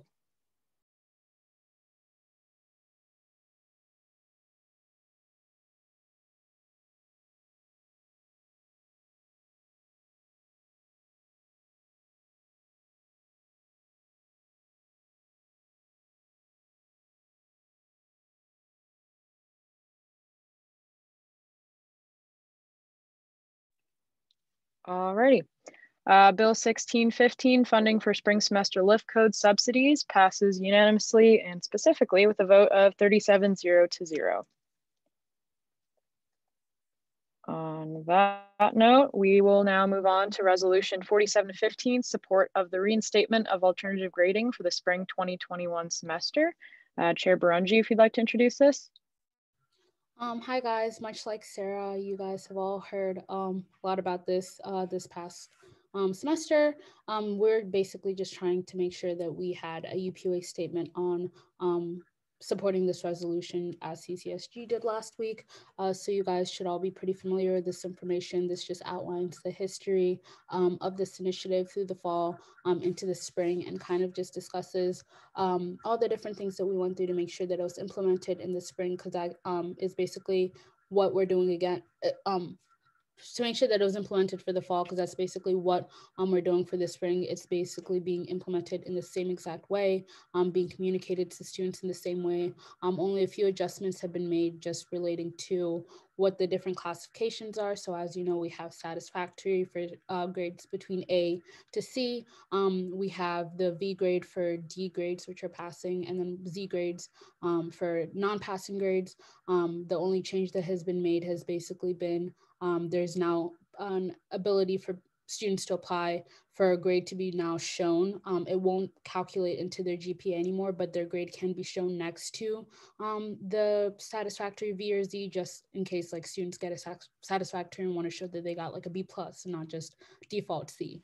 But everything other than that, everything is exactly the same. Recommended courses of action is obviously as the UPUA to continue to work to inform students about the different implications of alternative grading, how to use it in the most responsible way, what they need to do in case that they ever wanted to use the new stipulations to show their grade, and also working with the PI task force to continue to look for new and improved ways to reevaluate our grading systems. I'm just going to pass it off to Erin in case she has any comments, but other than that, I stand for any questions. Representative Bose. Erin Bose at large. I first want to thank everybody here for being so geared up and excited to pass it in the fall, because that fall passing really did, of course, help us pass it in the spring. So everyone's sharings of the surveys, getting the word out just about the information has been extremely helpful. I also just wanted to highlight that as of Tuesday, because of Penn State's implementation, we were one of the first people in the Big Ten to implement alternative grading. But as of Tuesday, Minnesota, Ohio State, University of Michigan, Michigan State, and Maryland are all having quote unquote very serious conversations about implementing alternative grading. So take that as you will. But the PI task force, of course, is still actively engaged in conversations, not only about alternative grading, but beyond into different policies as well. But we are also seriously considering summer as possibly being included. And hopefully we don't need to have fall, but if we do have fall, that's also been a discussion as well. Last point, really sorry, is as you're communicating about alternative grading, please make sure to communicate that students should be very vigilant when they're using the system. It shouldn't be kind of like, there is alternative grading, so I'm going to use that for my course. It really is meant to be kind of a last resort option. Students are encouraged to talk with faculty, talk with their advisors, utilize some of the different ways that they can kind of accommodate for the pandemic before using alternative grading. However, alternative grading definitely is there. So please share some of the graphics that we'll be putting out over the course of the semester, as well as graphics coming from administration as well. But again, willing to stand for questions. And with that, are there any questions for Chair Barungi or Representative Bose?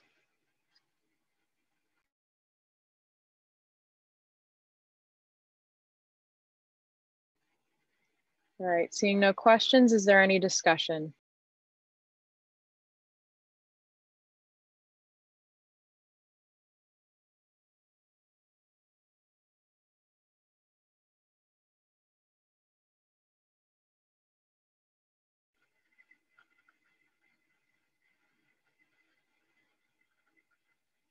Is there any discussion?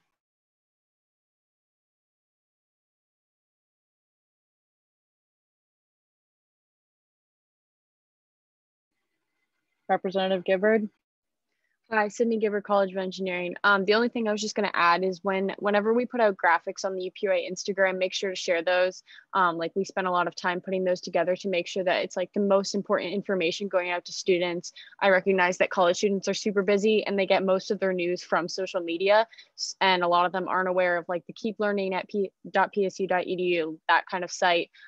They don't have time to meet with an advisor.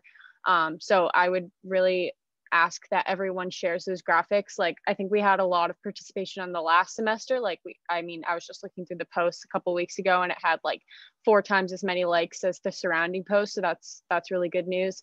But just make sure to share those out. Yeah. All right, is there any other discussion?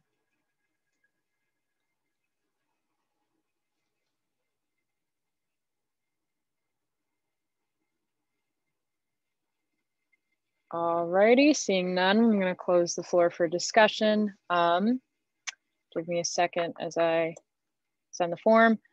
Head over to Teams, to the General Assembly channel. Carter and Raina, you should have been added, but if there are any other technical difficulties, please feel free to private message me or Steven. With that, I'm not going to give it much time, so please vote as soon as you can, and we'll be right back.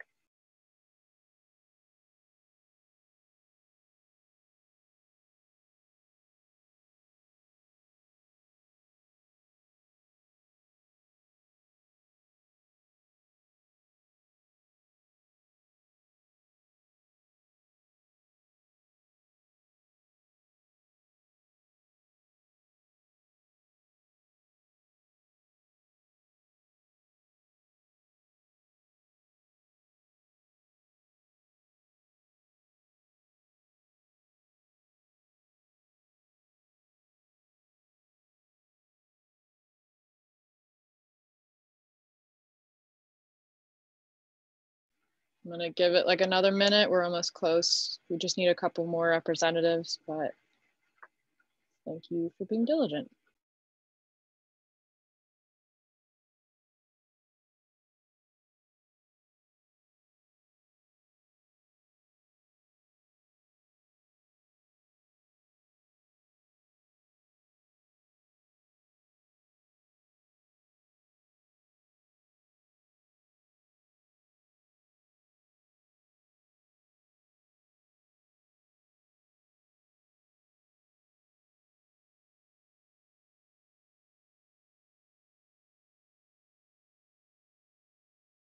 Another 30 seconds. Make sure if you haven't voted to go vote.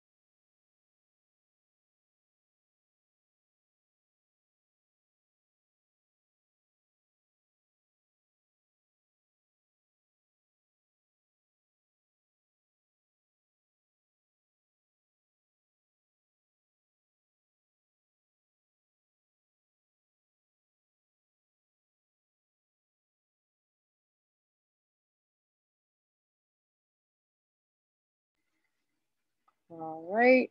Resolution 4715, support of the reinstatement of alternative grading for the spring 2021 semester, passes unanimously, and specifically with a vote of 33-0.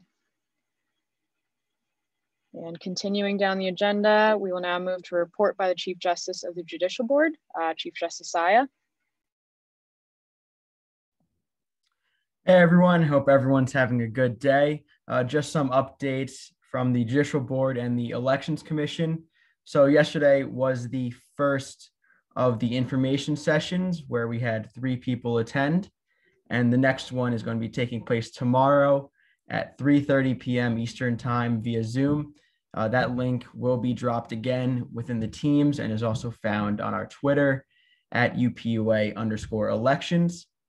And the commission is still on our quest for more outreach as well. Our commissioners are reaching out to the community groups, and we have been placed on the president's listserv from student activities to get the word out, to make sure that we have as many candidates and as much involvement in these elections as possible. All right, are there any questions for Chief Justice Saya?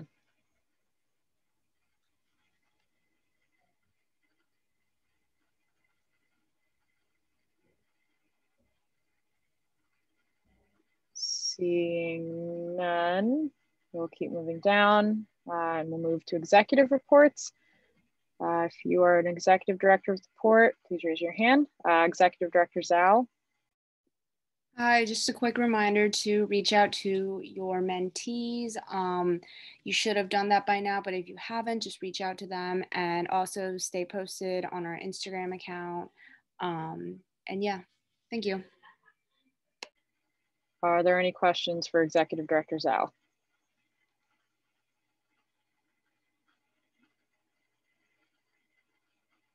Seeing none, we'll move to Executive Director Truesdale. Hi, everyone. I just wanted to let you know, again, this Tuesday, February 16th at 7 p.m., we're going to have empathy and wellness training with Blake, who is a Caring and Compassion Fellow at the Edna Pierce Prevention Center. And I would love if you could all be there. It's for UPUA internally only. So make sure you're there on Tuesday at 7 p.m. Thank you. Are there any questions for Executive Director Truesdale?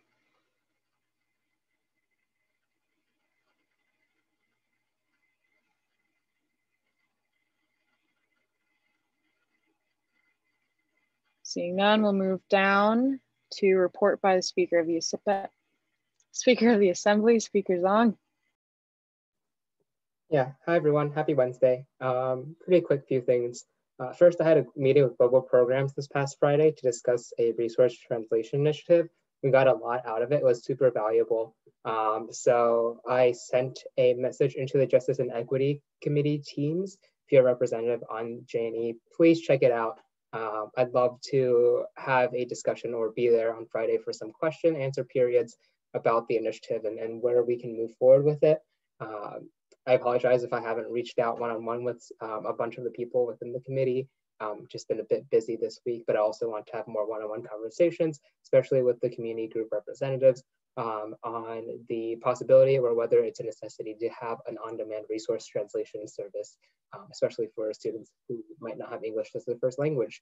So super exciting. It's something that I really wanted to work on last year, but kind of got shot down for the short term. So we're looking to restart this through a different pathway. I'll be there at J&E on Friday to kind of get more about it. But yeah, thank you guys on that. I am hosting some sessions for makeups for the gender equity presentation. If you missed it, it was mandated. There were points assigned. Check your attendance on Teams under the general channel. If you not sure what your attendance is, if you see that you have a point there, either reach out to me with a university excused absence, or you can attend one of the makeup sessions. One's tomorrow at 6 p.m., one's Friday at 3 p.m. You can come to either one, just stay. I'll be replaying the entire presentation on Zoom and sharing my screen, so you can just kind of sit through it. Or if you already received an email about that, I had a separate assignment in there if you wanted to go that route instead. On Tuesday, I attended this really cool global youth listening session hosted by the Sustainability Institute and the Club of Rome that Paul mentioned last week in his presentation. It was really eye-opening. It was really good to just kind of meet people from around the world, from different age groups, but also part of the Penn State community, to talk about the different sustainable development goals and what's important to them. I'm really, really excited to hopefully reach out to Doug and see how I can jump onto that train and be, really facilitating more of these discussions. If you're someone who really enjoys discussions, facilitating them, or helping out with the Sustainability Institute and this global youth listening program that they're trying to run, please let me know. It was super cool, super intimate session with a bunch of people. So I'm really excited to help them out with that. Of course, as Director Truesdale had said, we have a meeting or workshop next Tuesday at 7 p.m. It is not mandated, but I would really, really, really appreciate it if representatives go.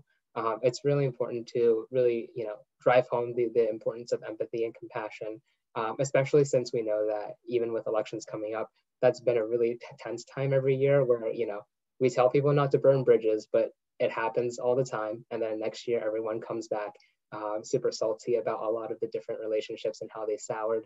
I think this training is going to go a really, really long way towards just changing your mindset on a lot of the issues that we are tense about, and really, really helping to drive through communication collaboration. I know that was an issue that a lot of us faced at the beginning of this year as well. I know that Blake, after my many conversations with him, he's an expert in dealing with a lot of this stuff. And I've been really working with him and giving him data from some of our past meetings to really structure this session to be really interactive and really intimate with UPUA. This is also open to any member of UPUA, not just the representatives, not just the General Assembly. So if you're a member of the Judicial Board, if you're a member of the Executive Branch, or all the first-year students, I'd love if anyone who's interested comes. I think that empathy and compassion are two things that a lot of us can continue, I think everyone can continue to work on as in such a polarized and divided world. So yeah, hope to see a lot of you there next Tuesday, 7 p.m. But yeah, that's the end of my report, and I'll stand for questions. Are there any questions for speakers on?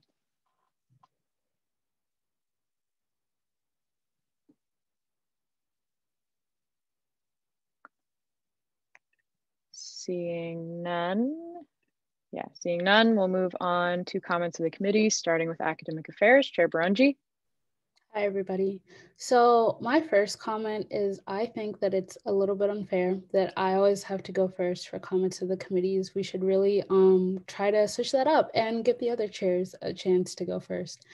But not super much for my report this week, just kind of been drowning in academics with seeing it's midterms week. So I more so have reminders for you guys to just make sure you're taking care of yourselves and your academics. I know midterms really gets to be a rough time, and then we all kind of get smacked with the reality of the semester. So just make sure that as hard as we're working in this space, to take care of yourselves and to also just focus on academics and make sure that you're balancing both. It's really important.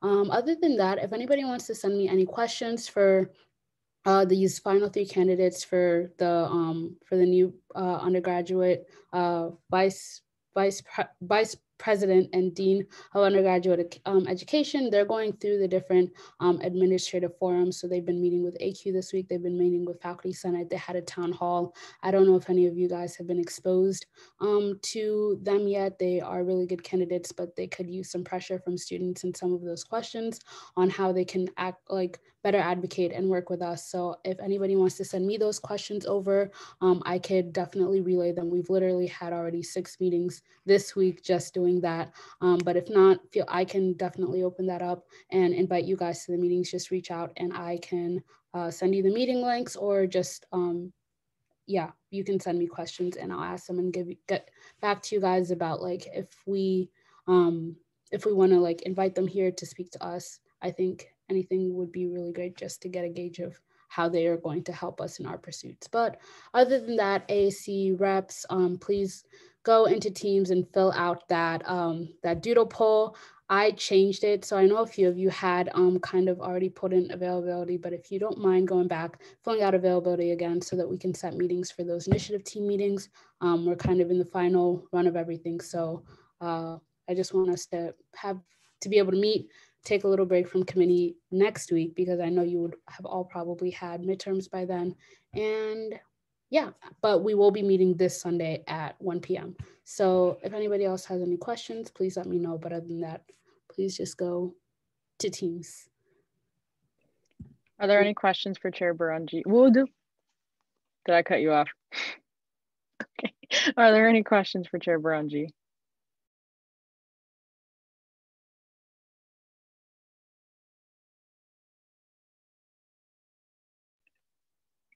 All right, seeing none, we'll move on to facilities with Chair Jordan.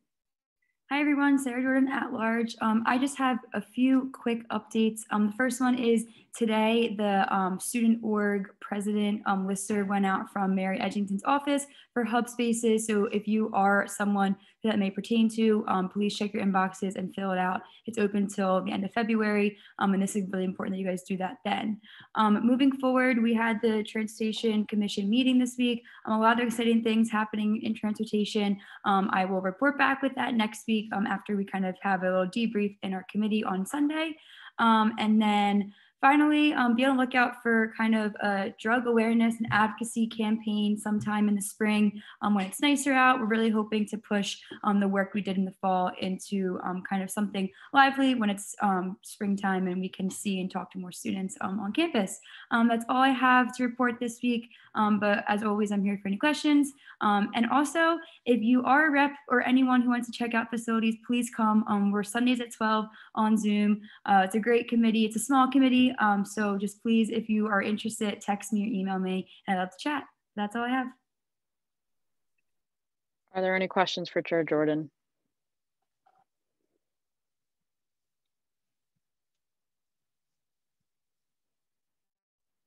All righty, seeing none, we'll move on to governmental affairs with Chair Risser.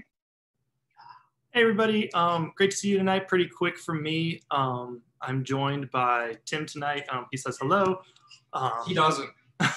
We made some TikTok pasta together, so really enjoying assembly night. But anyway, so Gov Affairs members, keep an eye out from on an email from me regarding one-on-ones this week. I'd love to set up our plan for the rest of the assembly as we're really winding down, get some PSU votes things started.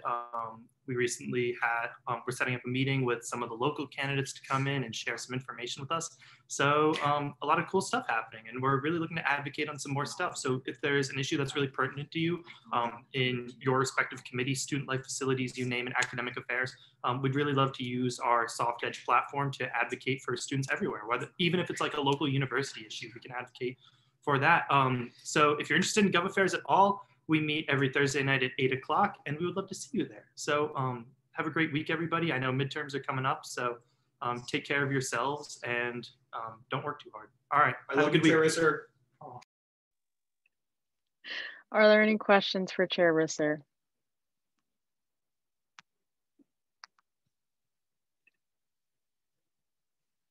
All righty, seeing none, we'll move on to Justice and Equity with Chair Rodriguez. Good almost morning, everyone. Najee here. Quick updates here. Finally, after months of speaking about this, we have a meeting with Damon Sims for the banner initiatives. Thank you, Lexi and Zach and everyone who helped me pester this individual who I love very dearly into getting this meeting. I'm so excited to advance equity in the form of a new banner campaign. If you're interested in what that is, feel free to come to Justice and Equity. I am basically telling you to do that. So come on Friday. Also, school supply packs. I'm getting those orders now as soon as it passed. So thank you to the reps who volunteered their credit cards. I have exceeded my limit. So I really appreciate you all for stepping in and helping me ensure that we have these delivered and that students can have these items. I also want to thank everyone who attended our work initiative meetings. If you have a due date for a resolution draft, please be on the lookout for reminders. And if you have any questions, comments, or concerns about the specifics, feel free to let us know. Reach out to Arthi, Hope, or I will be more than happy to help. Also, just want to keep on everyone's radar, we finally have a meeting with Dr. Griffin. We'll be meeting actually this Friday to discuss kind of the specifics of what we want with the physical and prescription vouchers. So if any of that is of interest to you, Be there, be square, Friday at 4:30 p.m. Eastern Standard Time. I will see you soon. Bye. Have a great almost weekend. Are there any questions for Chair Rodriguez?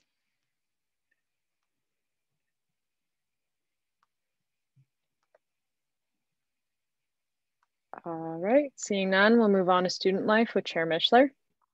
Hi, everybody. Real quick report. It's been a fun week meeting in some small initiative groups. I've loved seeing all of you. Really the highlights of my day. So mental health team today met to put a whole kind of sloth, is that a word? No, wait, I don't think that's the right word. Sorry. A whole kind of gambit of programming events on our calendar for the spring. And I'm excited about those possibilities. We want some of your input. So I'll see you in committee on Thursday for that tomorrow. Our SFAP team is hard at work on the logistics of contracting, lots of back and forth. So shout out to Aaron Brown and Barry for helping work on that. Things seem to be looking up. Yeah, also mental health roundtable is meeting regularly. They are back in session in 2 weeks from like Tuesday. So if you want to be involved with that, we really highly encourage you to come out and engage in those conversations. And the SFAP roundtable just launched on Sunday. So we will let you know when a time and place and date for you to show up and engage in those important conversations and listen to your fellow students. Fee board, little bits updates there. The steering committee met today just in terms of some of the like broader, longer conversations that are happening kind of high level. And then also we're still going through the hearing process right now. So if you ever have any questions on hearings or proposals or what the fee board is looking at on our docket, please come to me, Zach, Lexi, really anybody on fee board for that. UHS is presenting this Friday, I believe, at STI kind of a renew of that program. So that is super exciting. Look for ways to help advocate for that coming in the assembly in the coming weeks, working with some exec counterparts to make that happen and get all of you engaged with that. And then also a little personal project on the student support network. Nice team of representatives doing some brainstorming and meeting this week. That was a real pleasure. So lots of great work and kind of just pushing out those final passions. Encourage you all to do the same. You know, a little bit over a month left, which is absolutely insane. So excited for that. Ultimately, come out tomorrow to committee to engage with your fellow representatives and really foster that collaboration. It's really critical. If you can't be there, I ask that you please let me know in advance, but really please come and be in that setting. And we want to see your face. We want to talk. So I'll see you guys tomorrow at 6 p.m. on Zoom. Have a great weekend. Have a great night. Are there any questions for Chair Mishler?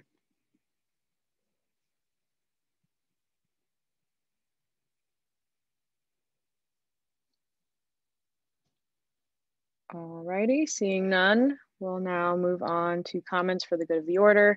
For anyone that's new, this is just any announcements that you have, any comments that you want to make, you'll have 2 minutes to make them. But I'll start off with Representative Bose. Erin Bose at large. Get excited, everyone. Get your calendars out. Free your schedules for Friday at 2 p.m. because the Women's Empowerment Roundtable will be having its first meeting of the semester. It's going to be hosted by Days for Girls, and we're going to be talking about period poverty and barriers for menstruators on campus, as well as going over the results of their menstrual needs survey. So it's going to be there's going to be a lot of discussion-based conversation, but also very focused on different projects and initiatives that the roundtable can take up, different entities can take up. It's going to be a really cool conversation and just it's a really great group of people as well. So come out Friday at 2 p.m. and also be on the lookout for the launch of our website, which slowly but surely is happening. So get excited. That's it. Have a great week. All right, Representative Lascalzo. Ryan Lascalzo, Lion Pride representative. Lots of good things coming from the Center for Sexual and Gender Diversity and Lion Pride. The center is hosting multiple events for Black History Month, including Black LGBTQ+ History Trivia on the 18th, Black Queer Commemoration on the 24th, and Listen and Learn with the National Council of Negro Women on the 25th. Additionally, the Lion Pride and the, what's it called? Gender and Sexual Diversity in Schreier student groups are hosting an event on Friday about a healthy relationship discussion at 4:30. That's during J&E, so if you're not in J&E, you can go to that. Additionally, the Center for Sexual and Gender Diversity is having 2 relationship-ish events. The Super Sex College Tour is coming tomorrow. That just teaches you about queer inclusive, sex education and other things like that. And then on Friday at 6 p.m., there is going to be a sex toy bingo if you want to go see that. Additionally, SPA and Opulence, the Penn State's Drag Society are having a thing coming up, and they have auditions if you want to go audition. I don't know if you guys do drag or not. Try it out if you want and go see that event when it eventually comes out. But yeah, that's kind of it. That's all of the wide variety of events going on in the queer corner of the university. All right. Are there any other comments for the good of the order?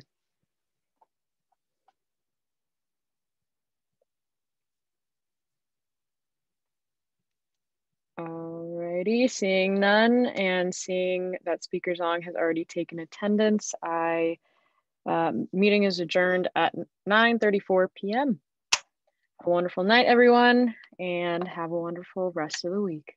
Have a good one. Hi, everyone. Is this our 3rd week in a row of a less than 3-hour meeting?